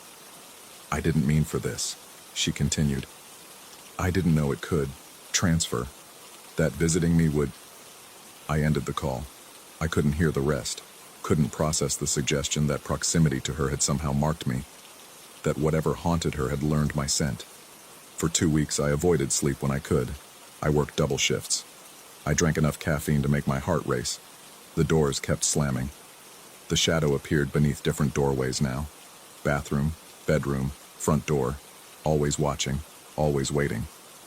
I researched attachment, spiritual contagion, the psychology of shared delusions. I found no comfort in any of it. Either I was experiencing a genuine supernatural phenomenon, or I was descending into the same mental fracture that had consumed Rebecca. Both options terrified me equally. Tonight, sitting in my apartment with every light blazing, I heard footsteps in my own hallway. heavy, deliberate, pacing back and forth outside my bedroom door. I watched the shadow slide beneath it, dark and purposeful, so much denser than any ordinary darkness. I haven't opened the door. I won't open the door. But I wonder, as I watch that strip of shadow move with apparent awareness, which possibility frightens me more? That something impossible has attached itself to me, following me the way it followed Rebecca, or that my mind has found a pattern where none exists, creating monsters from coincidence and exhaustion. The shadow stops moving. It pools at the threshold, waiting. My hand reaches for the doorknob. I don't remember deciding to move. My fingers close around the cold metal. The shadow ripples, expectant. I could open it. I could finally see what's there, or confirm there's nothing, that I've conjured fear from ordinary darkness. The truth waits on the other side of 4 inches of wood. My phone rings. Rebecca's name lights up the screen. I don't answer. I can't look away from the shadow, from my hand on the doorknob, from the choice crystallizing before me. The ringing stops. A text message arrives. Don't open it, please. It wants you to open it. But how does she know I'm at the door? How does she know what I'm doing right now, 2,000 miles away? Unless distance doesn't matter. Unless whatever this is exists outside normal boundaries, connecting us in ways that transcend geography and logic. The shadow thickens. My hand turns the knob. The door swings open. The hallway is empty. Perfectly, absolutely empty. No figure. No presence. Nothing but carpet and walls and the electric hum of the building's bones. I feel relief flood through me, warm and loosening. It was nothing. Just imagination and fear feeding each other. Then I notice the footprints. They're not visible exactly. More like impressions in the air itself. Distortions where something has disturbed the space. They lead from my bedroom door down the hall, turn at the corner, and stop at the guest bathroom. The room I never use. The door I keep closed. That door is open now. The light switch is on the inside wall. I would have to enter to reach it. The darkness beyond the doorway seems thicker than it should be, textured with depth. I hear water running. No, not running. Dripping. Slow, rhythmic drops hitting porcelain, though I know the faucet doesn't leak. I had it fixed last month. The dripping continues. Steady. Patient. I could close my apartment door, call someone, leave. I could run the way I ran from Seattle, the way Rebecca's roommate ran, the way her friends and boyfriend ran. But running didn't save any of us. It followed, it adapted, it learned. The dripping stops. In the sudden silence, I hear breathing that isn't mine, coming from the dark bathroom at the end of the hall. My phone buzzes. Another text from Rebecca. I'm sorry. I'm so sorry. It chooses. The bathroom door swings further open, revealing nothing but shadow. I understand now that there are only 2 possibilities, and both lead to the same place. Either something impossible has chosen me, or I've chosen it by believing in it, by letting fear reshape reality until there's no difference between actual and imagined. Either way, I'm standing in my hallway at 1:33 a.m., staring into darkness that stares back, knowing that some thresholds, once crossed, allow no return. The breathing grows louder. Closer, I take a step forward, then another. The darkness waits, patient and hungry, and I walk toward it because I no longer know if I have a choice or if I ever did. Story 10.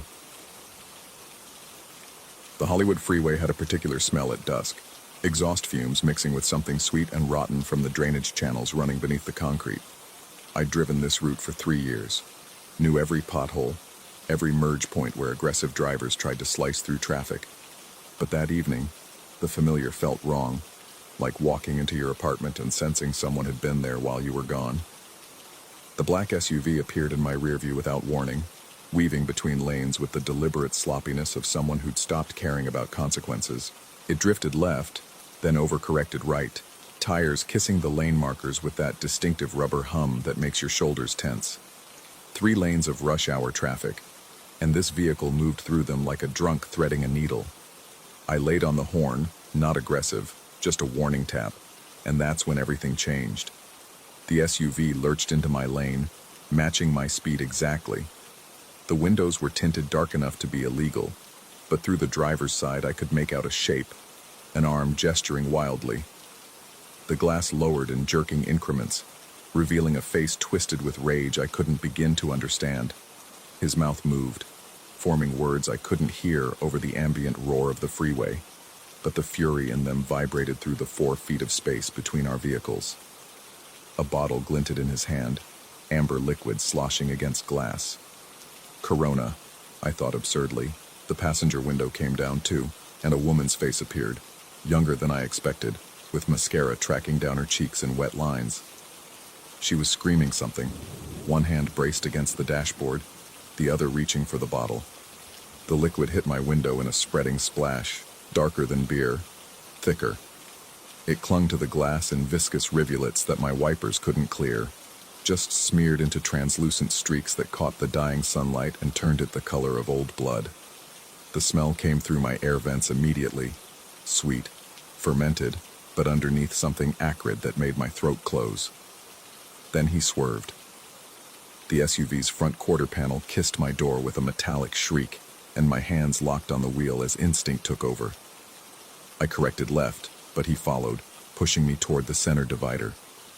The concrete barrier rushed closer, near enough that I could see the spray-painted graffiti tags and the dark gouges where other vehicles had kissed it at speed. My passenger mirror scraped the wall with a sound like a scream, and sparks fountained into my peripheral vision. Traffic around us evaporated, other drivers dropping back or accelerating away from whatever domestic nightmare was playing out between our vehicles. I floored it, my sedan's engine whining as I pulled ahead, aiming for the exit ramp I knew was coming. Sunset Boulevard, 2 miles of surface streets where I could lose them in the maze of residential neighborhoods that climbed into the hills. But he stayed with me, matching my speed, and when I cut across 2 lanes toward the exit, he followed. The woman was still screaming, her face pressed against the passenger window now, hands flat against the glass like she was trying to push through it. Her mouth formed a word over and over, and even though I couldn't hear it, I could read her lips. Stop. Stop. Stop. I couldn't tell if she was talking to him or to me. The exit ramp curved sharply right, and I took it too fast, feeling my tires lose grip for a heart-stopping second before catching again. The SUV followed, and that's when I heard it. A sound like a firecracker, sharp and flat, echoing off the concrete walls that flanked the ramp. My phone was already in my hand, muscle memory from years of LA driving where every minor incident required documentation. The 911 operator answered on the second ring, her voice professionally calm, asking for my location and the nature of my emergency. "There's a vehicle pursuing me," I said, surprised at how steady my voice sounded. "Black SUV, erratic driving, tried to force me off the freeway. They threw something at my car." Another sound, louder this time, and something pinged off my rear quarter panel with enough force to jolt the entire vehicle sideways. "Sir, was that—" The operator's voice pitched higher, losing its professional neutrality. "Was that a gunshot? Sir, you need to tell me if you've been hit." Had I? The word felt too big, too final. I ran a mental inventory of my body, checking for pain, for the wet heat of blood, for any sensation other than the adrenaline making my hands shake on the wheel. Everything felt wrong, but nothing hurt. "I don't think so," I said, taking a turn onto a residential street at random, watching the rear view for the SUV's headlights. "I'm trying to lose them." "Sir, stay on the line. I'm dispatching units to your location. Can you see a street sign?" But I wasn't really listening anymore, because the SUV hadn't followed me onto the residential street. I'd watched it continue past the turn, taillights disappearing around the bend. The sudden absence of threat felt more terrifying than the pursuit itself, like that moment when you're being chased in a nightmare and suddenly you're alone. But you know something is still very wrong. I pulled over on a quiet street lined with jacaranda trees, their purple blossoms carpeting the asphalt like bruises. My hands were shaking hard enough that I had to grip the wheel to keep them still. The 911 operator was still talking, asking questions I couldn't process over the white noise filling my head. "They're gone," I said, cutting her off. The vehicle broke off pursuit. I'm fine. I wasn't fine. After I gave the operator my information and location, after I assured her 3 more times that I wasn't injured, after she promised a patrol car would swing by to take a statement, I sat in the gathering dark and looked at my car. The passenger mirror was gone entirely, torn off by the concrete barrier. Deep scratches ran along the door panel, fresh metal showing through the paint like bone through skin. But it was the window that held my attention, the driver's side window where the liquid had hit. The stuff had dried into a pattern I hadn't noticed while driving. Not random splashes, but something deliberate. Shapes that looked almost like letters, or maybe numbers, or maybe nothing at all. I reached up to wipe it away, then stopped, my hand hovering inches from the glass. The smell was stronger now that the car wasn't moving. Sweet rot, like fruit left too long in the sun but chemical underneath. My eyes watered from it. I rolled down the unaffected windows, but the smell stayed, clinging to the upholstery, my clothes, my skin. A patrol car arrived 20 minutes later, lights dark, just cruising through like they were checking on a parking complaint. The officer was young, barely old enough to grow the mustache he was attempting, and he listened to my story with the kind of polite skepticism that made me want to shake him. "And you said there was a gunshot?" he asked, walking around my car with a flashlight even though the streetlights provided plenty of illumination. "2," I said. "Maybe. The sounds were sharp enough, loud enough. I'm not seeing any bullet holes." He crouched by my rear bumper, examining the spot where I'd felt the impact. "There's a dent here, pretty significant one, but it looks more like they tapped you. Road rage incident, not uncommon on the 101. They tried to force me into the barrier. The woman threw something at my car." "Yeah, I can see that." He stood, nodding at my window. "Probably beer. You'd be surprised how common this is. Want to file a report?" I did. I gave him every detail I could remember, the make and model of the SUV, the partial plate number I'd glimpsed, the description of the 2 people inside. He wrote it all down with the mechanical precision of someone who'd filled out 100 identical reports and knew none of them would lead anywhere. After he left, I sat in my car for another hour, unable to make myself drive the remaining 15 minutes to my apartment. The street was quiet, the kind of residential neighborhood where people kept to themselves, where the houses were too expensive for the people who lived in them to own them outright. Security cameras on every corner, Ring doorbells glowing like watching eyes. I felt exposed sitting there, like something was going to happen that I couldn't prepare for. When I finally drove home, I took surface streets, avoiding the freeway entirely. Every dark SUV that passed made my heart rate spike. Every car that stayed behind me for more than 2 blocks felt like a threat. I checked my mirrors obsessively, looking for that particular shade of black, that tinted window darkness, that pattern of 2 heads silhouetted against the streetlights. My apartment felt wrong when I got there, not obviously disturbed.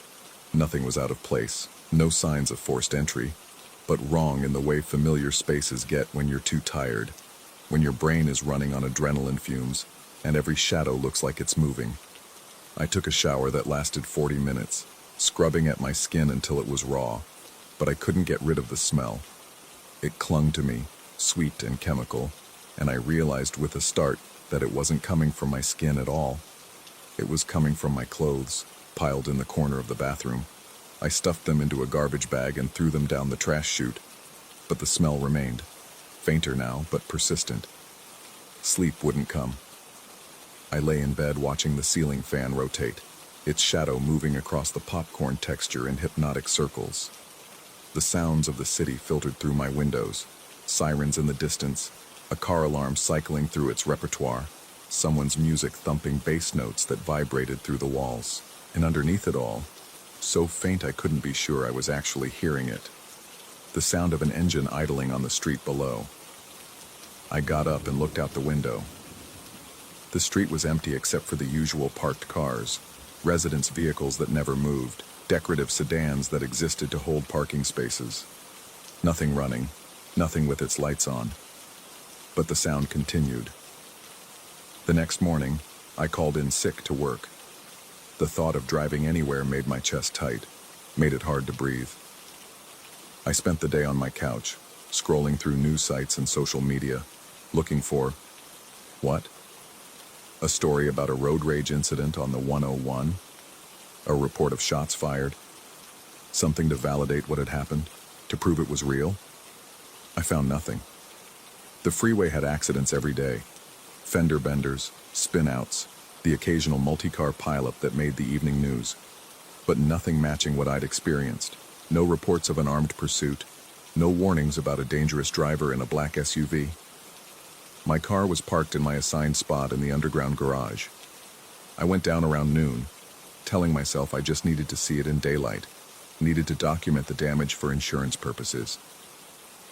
The garage was dim despite the fluorescent fixtures running in rows across the ceiling, and my footsteps echoed off the concrete in strange rhythms that almost sounded like a second set of feet. The scratches looked worse in the garage's lighting, deeper than I'd thought. The missing mirror was a gaping socket, wires hanging loose like severed nerves. But it was the window that made me stop, that made my skin crawl with recognition of something I couldn't quite name. The pattern had changed. I stood there for 10 minutes, staring at the dried liquid, trying to convince myself I was remembering it wrong, but I'd looked at it for so long the night before, had traced those shapes with my eyes while waiting for the police. They'd been random, meaningless. Now they looked deliberate, arranged. Numbers maybe, or coordinates, or an address. I took pictures with my phone, then spent another 10 minutes in my apartment trying to clean the window with Windex and paper towels. The stuff wouldn't come off. It had bonded to the glass somehow, baked into the surface by the heat or the chemistry or something I didn't understand. Every time I wiped, it just smeared, and the shapes shifted but never disappeared. That night, the engine sound was back. Louder now, definitely coming from the street below my window. I looked out and saw a black SUV parked 3 spaces down from the entrance to my building, its headlights dark, its windows reflecting the streetlights in blank squares that revealed nothing. I watched it for 2 hours. It never moved. No one got in or out. The engine, if it was running, made no visible exhaust in the cool night air. At 2 a.m., I called the police non-emergency line. I described the vehicle, gave the cross streets, explained about the incident on the freeway. The dispatcher said they'd send someone to check it out. No one came. At 3 a.m., the SUV's headlights came on. Not the bright whites of modern LEDs, but something yellower, older. They illuminated my building's facade, and in that light, I could see my window from the outside, see the pattern on the glass lit up like a negative image, like something meant to be read from a distance. I closed the curtains. The sounds started after that. Small ones at first, scratching at the apartment door so faint I thought it might be a neighbor's pet. Then footsteps in the hallway outside, pacing back and forth, stopping at my door for long moments before continuing. The building was old enough to have thin walls, normal enough to have late-night foot traffic, but these footsteps were wrong. Too slow, too deliberate, like someone was listening at each door, counting apartments, looking for something specific. I checked the peephole 3 times. The hallway was always empty. On the 3rd day, I tried to go back to work, made it as far as my car before the panic hit me like a physical force, crushing my chest, making black spots swim in my vision. The window still had that pattern, darker now, more defined. I could read it if I tried, could make out the shapes forming words or numbers or coordinates. But I didn't want to read it. Reading it felt like accepting something, acknowledging a reality I wasn't ready to face. I took an Uber instead.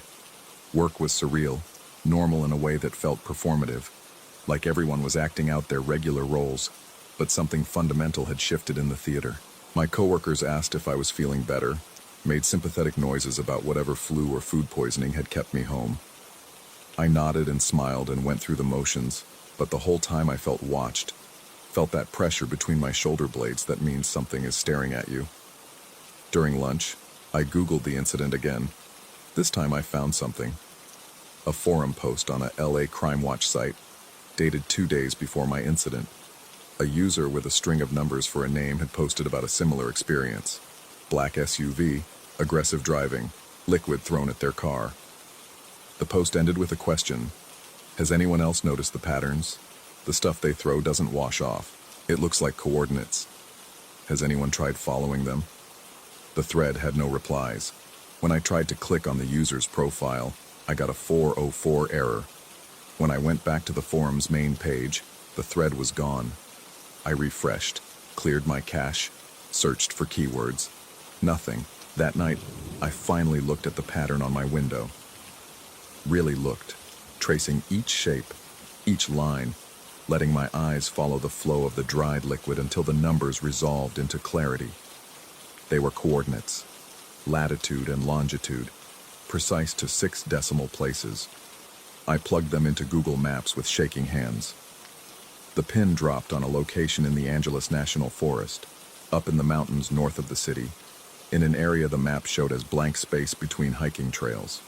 No roads leading to it, no structures marked, just empty green indicating wilderness or private land. I stared at the map for hours, zooming in and out, using satellite view to try to see what was there. The imagery was low resolution, blurred, but I thought I could make out shapes, regular shapes, geometric, man-made, something that could be buildings, or clearings, or vehicles arranged in patterns, or nothing at all. Just my brain finding meaning in random pixels, in shadows cast by trees, in the compression artifacts of low-resolution satellite imagery. The SUV was back outside. I could see it from my window, and this time the driver's door was open, just slightly, like an invitation or a warning. The dome light wasn't on. Nothing illuminated the interior, but the door was open, and I knew, with the certainty of nightmares, that if I went down there, if I looked inside, I would find something that would answer all my questions. I didn't go down. Instead, I packed a bag, threw in clothes without looking at what I grabbed, my laptop, charger, toiletries, whatever was close to hand. I was leaving, going to a hotel or a friend's place, or just driving until I ran out of gas and ending up wherever chance took me.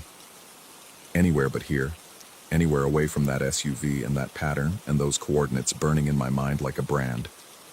But when I opened my apartment door, I stopped. The hallway was wrong. It stretched longer than it should, the perspective off, like looking down the corridor of a funhouse mirror. The walls were the right color, the carpet the right pattern, but the fluorescent lights flickered in a rhythm that almost sounded like words. The elevator at the far end was too far away, impossibly distant, and between me and it I could see shapes moving.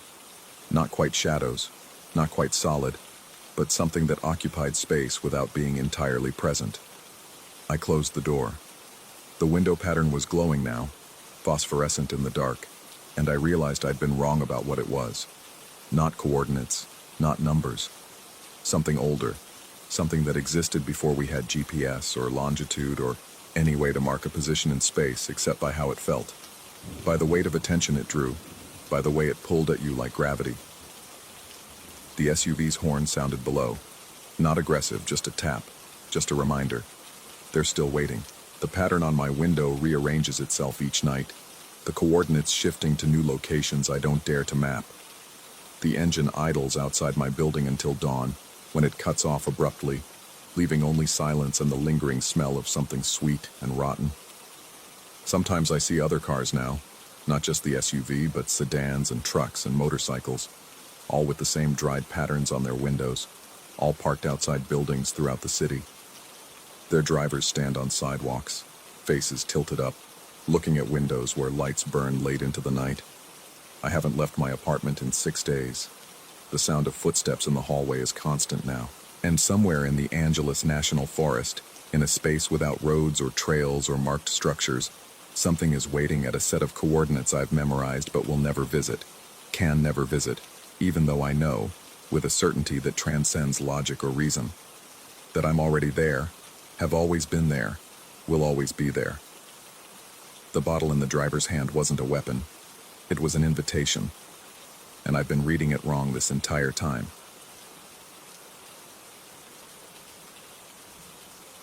Story 11.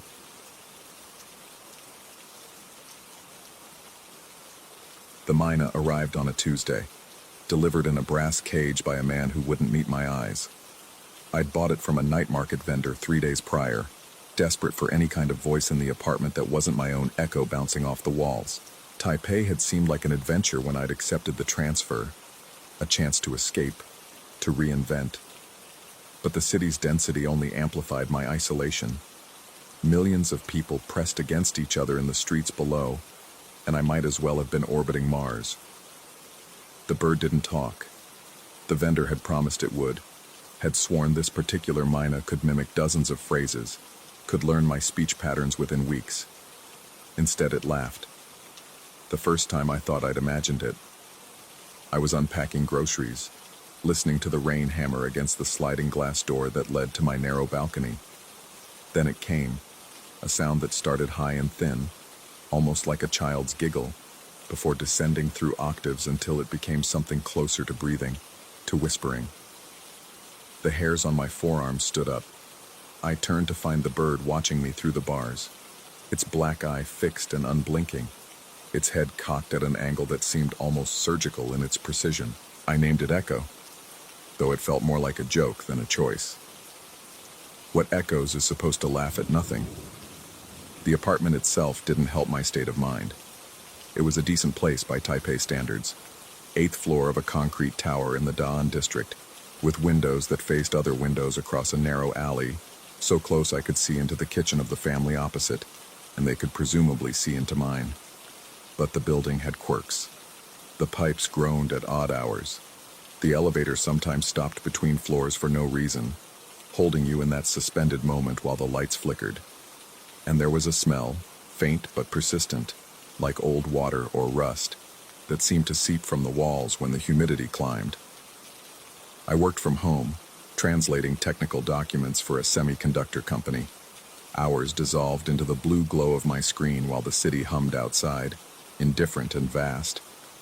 The mina became my only constant companion, though companion felt like the wrong word. It watched me, always watching, turning its head to track my movements from room to room. And it laughed, never when I expected, never in response to anything I could identify as a trigger. The pattern emerged slowly. At first, I thought the timing was random, but after a week, I started to notice.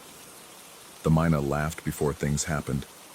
Small things, barely worth noting. I'd be working at my desk and the bird would laugh, that high-to-low cascade of sound, and within minutes the volume dial on my speakers would be turned up, even though I hadn't touched it. Or the bird would laugh in the afternoon and I'd later discover the faucet on the balcony, a rusty spigot I never used, was running, water pooling on the concrete and dripping through the drain. I told myself I was making connections where none existed. Pattern recognition run amok, the mind's desperate need to impose order on chaos. But the feeling persisted, a low-grade unease that settled into my bones and made sleep difficult. The intercom incident started in the second week. The building's intercom system was ancient, a clunky metal box mounted by the door with a button and a crackling speaker. It would buzz at odd hours, 2 a.m., 4 a.m., the dead spaces of night when Taipei finally quieted. I'd stumble to the door, press the talk button and hear only static, sometimes breathing, sometimes what might have been traffic noise, or might have been whispers too distant to parse. The mina always laughed first. Always. I'd be lying in bed, hovering in that space between waking and dreaming, and the laugh would cut through the darkness, high and sharp, then low and intimate, like someone sharing a private joke. And then, minutes later, the intercom would buzz. I stopped answering. I'd lie there in the dark, listening to the buzz repeat 3, 4, 5 times before falling silent. And the mina would laugh again, softer now, almost satisfied. During the day, I tried to rationalize it. Coincidence. The building was old, the wiring faulty. Kids in the neighborhood probably played pranks, pressing random apartment buttons and running away. The mina's timing was just that.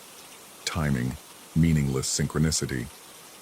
I almost convinced myself. But at night, in the quiet, I knew something was wrong. The bird's presence began to feel less like companionship and more like surveillance. I'd be in the shower and sense it watching through the bathroom door I'd forgotten to close. I'd be cooking dinner and feel the weight of its gaze on the back of my neck. I started covering the cage earlier and earlier, draping the dark cloth over the brass bars by sunset, telling myself it needed the sleep. But even covered, I could hear it shifting on its perch, could sense its awareness. And the laugh still came, muffled through fabric, always before something else happened. The night everything changed started like all the others. I'd worked late, finishing a particularly dense translation of circuit diagrams and component specifications. My eyes ached from the screen's glare. Outside, the alley was dark, except for the glow of other windows. Blue television light, the warm yellow of kitchen bulbs, the flicker of what might have been candles. I could see the family across the way eating dinner, their mouths moving in conversation I couldn't hear, their lives unfolding in parallel to mine with no intersection. I covered the myna's cage around 9, draping the thick cloth over the bars. The bird shifted but didn't make a sound. I poured myself a whiskey, neat, and stood at the window watching the city lights blur and sharpen as rain began to fall. The drops hit the glass in waves, and I thought about calling someone back home, hearing a familiar voice. But it was morning there, and I couldn't think of who I'd call anyway. The distance between me and my old life had become more than geographical. I went to bed around midnight, leaving the bedroom door open the way I always did. I needed to hear the apartment, needed to know its sounds. In a place this foreign, silence felt dangerous. Sleep came in layers. I'd drift down into darkness and then surface again, never quite sure if minutes or hours had passed. And then, from the living room, the laugh. It started high, almost bird-like, before descending into something that made my stomach tighten. Lower and lower, until it was barely more than a rasp, a whisper of sound that seemed to fill the apartment. I lay there, frozen, staring at the ceiling and watching shadows from passing cars slide across the plaster. Then I heard it, the faint metallic creak of the cage door. I told myself I'd secured it properly. I always checked the latch twice before covering it. But I heard movement now. The soft rustle of feathers, the tick of talons on metal bars. The cloth cover should have muffled everything, should have kept the bird contained in darkness. Instead, I heard more movement.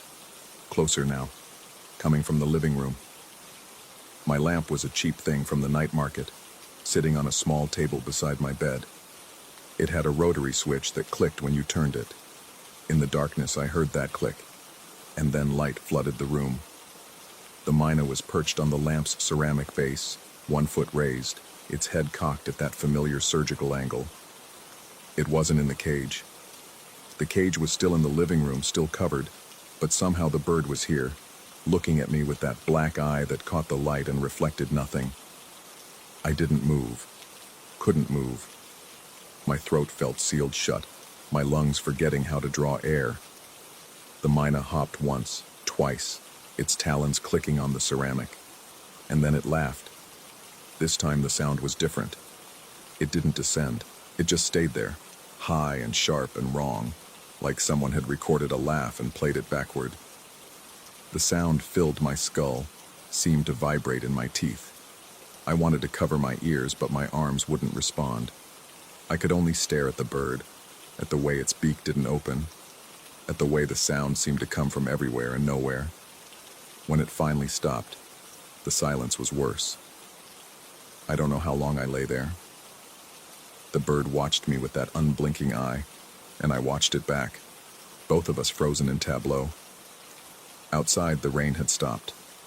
Inside, the apartment settled into its familiar sounds.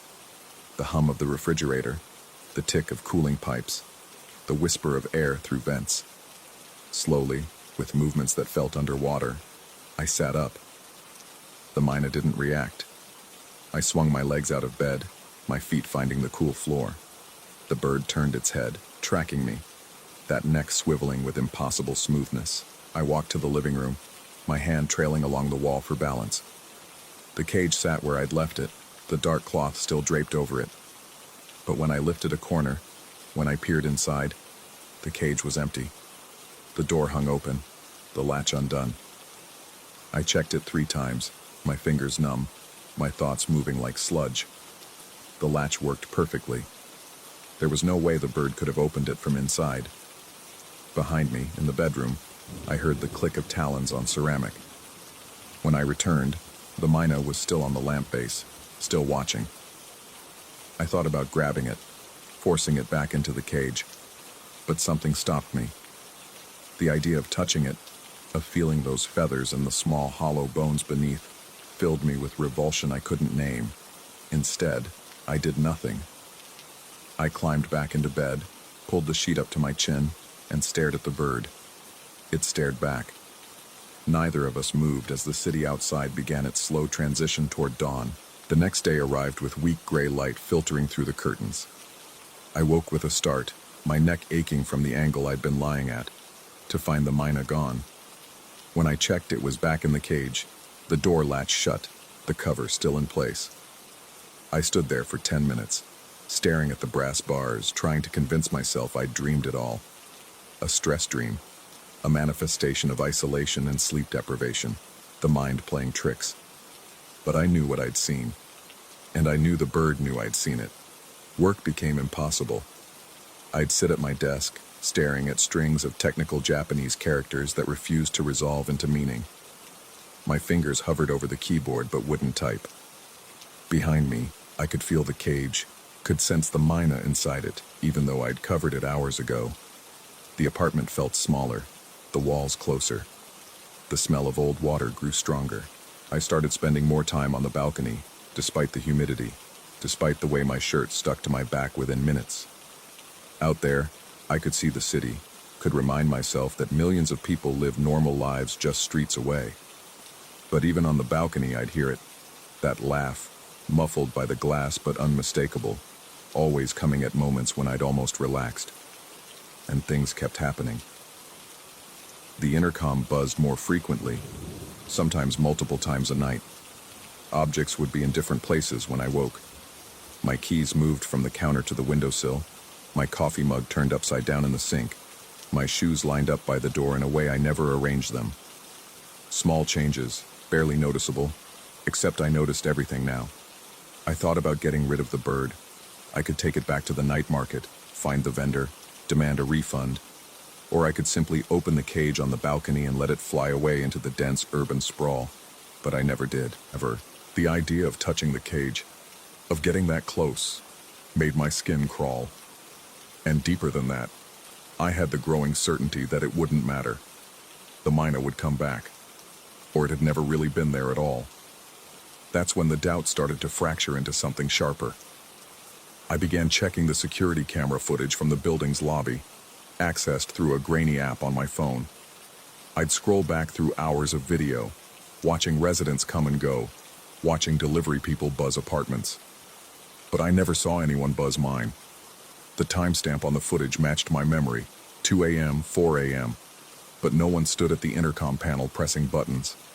The lobby was empty, lit by fluorescent light, completely still. I started wondering if the buzzing was in my head, if the intercom was malfunctioning, or if I was somehow hearing things that weren't there. And if that was true, what else wasn't real?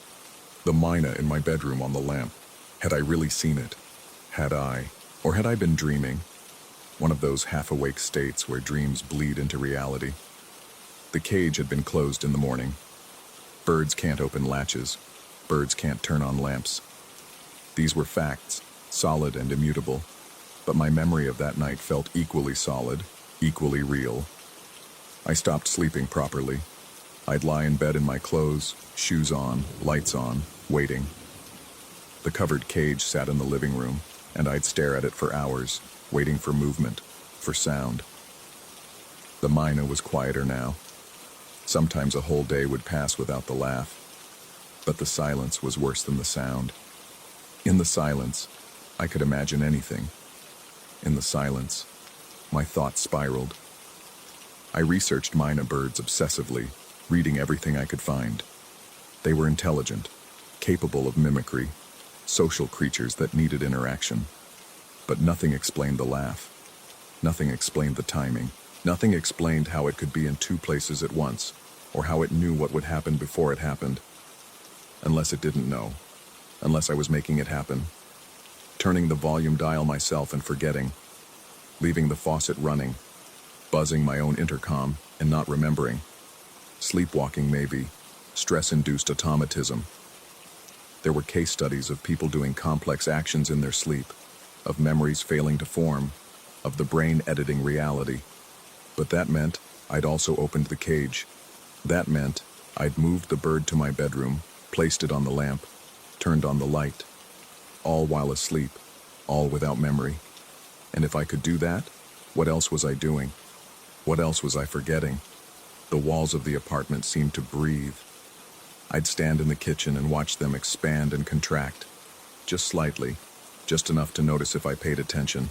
The smell of old water grew stronger, became mixed with something else, something organic and slightly sweet, like fruit on the edge of rot. I checked the drains, the pipes, behind the refrigerator. I found nothing. The smell persisted. My reflection in the bathroom mirror started to look wrong. Not dramatically different, just off. The angle of my jaw, the spacing of my eyes, the way my hair fell. I'd stare at myself for long minutes, trying to identify exactly what had changed, but it always slipped away. Like looking at one of those pictures that shifts depending on your perspective, showing two different images at once. I stopped going out. Groceries were delivered to the building lobby, and I'd wait until 3 a.m. to retrieve them, shuffling down the empty hallway in my slippers, avoiding the elevator that still stopped between floors, taking the stairs instead. The other residents' doors were closed, silent. I never saw anyone. For all I knew, the building was empty except for me, and the Mina, always the Mina. I started talking to it, not to get it to talk back. I knew by now it wouldn't, but because I needed to hear words, needed to fill the silence. I'd tell it about my day, about the translations I was failing to complete, about the messages from my supervisor asking if everything was okay. I'd tell it about home, about the life I'd left behind, about the reasons I'd come to Taipei that now seemed thin and unconvincing. The bird never responded. It just watched, that black eye fixed on me with what felt like patience. Waiting. But for what? 3 weeks after it arrived, I woke in the afternoon. I'd stopped maintaining any kind of schedule, to find every light in the apartment on. Every single one. The overhead lights, the lamps, the weak bulb in the bathroom, even the light inside the refrigerator, its door standing open. The apartment blazed with illumination, harsh and clinical, revealing every water stain on the ceiling, every crack in the plaster, every particle of dust floating in the air. The Mina's cage sat in the center of the living room floor, not on its usual table but on the floor, the cloth cover folded neatly beside it. The bird was inside, standing perfectly still on its perch, both eyes closed.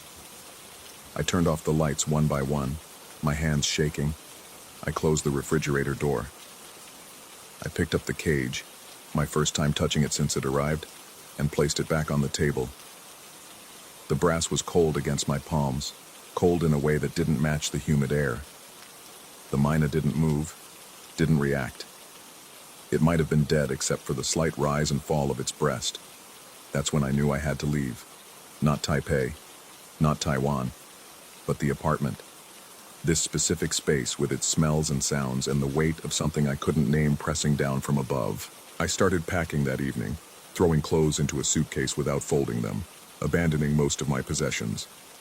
I'd find a hotel, sort things out from there, contact my company, maybe request a transfer back home. Anything to get out of this place. But the Mina, what to do about the bird? I stood in front of the cage as evening fell, the light fading from the windows. The Mina was awake now, watching me pack with that familiar tilted head. I could leave it. Someone would find it eventually, the landlord when they came to clean the apartment. Or I could take it with me, though the thought of sharing a hotel room with it made my stomach turn. Or I could let it go. I carried the cage to the balcony, setting it down on the concrete still damp from afternoon rain. The city sprawled below, lights beginning to sparkle as dusk deepened. I could hear traffic, voices from the street, the ambient hum of millions of lives being lived. Normal lives. Sane lives. I opened the cage door. The myna hopped to the edge, its talons gripping the brass threshold. It looked at me, that black eye reflecting the dying light. And then it laughed. High to low, sharp to whisper, the sound cutting through the urban noise. It laughed, and I realized I was laughing too, a sound bubbling up from my chest that felt foreign and familiar at once. We stood there, man and bird, laughing together as the city lights blinked on one by one. When I finally stopped, when I'd caught my breath and wiped the tears from my eyes, the myna was gone.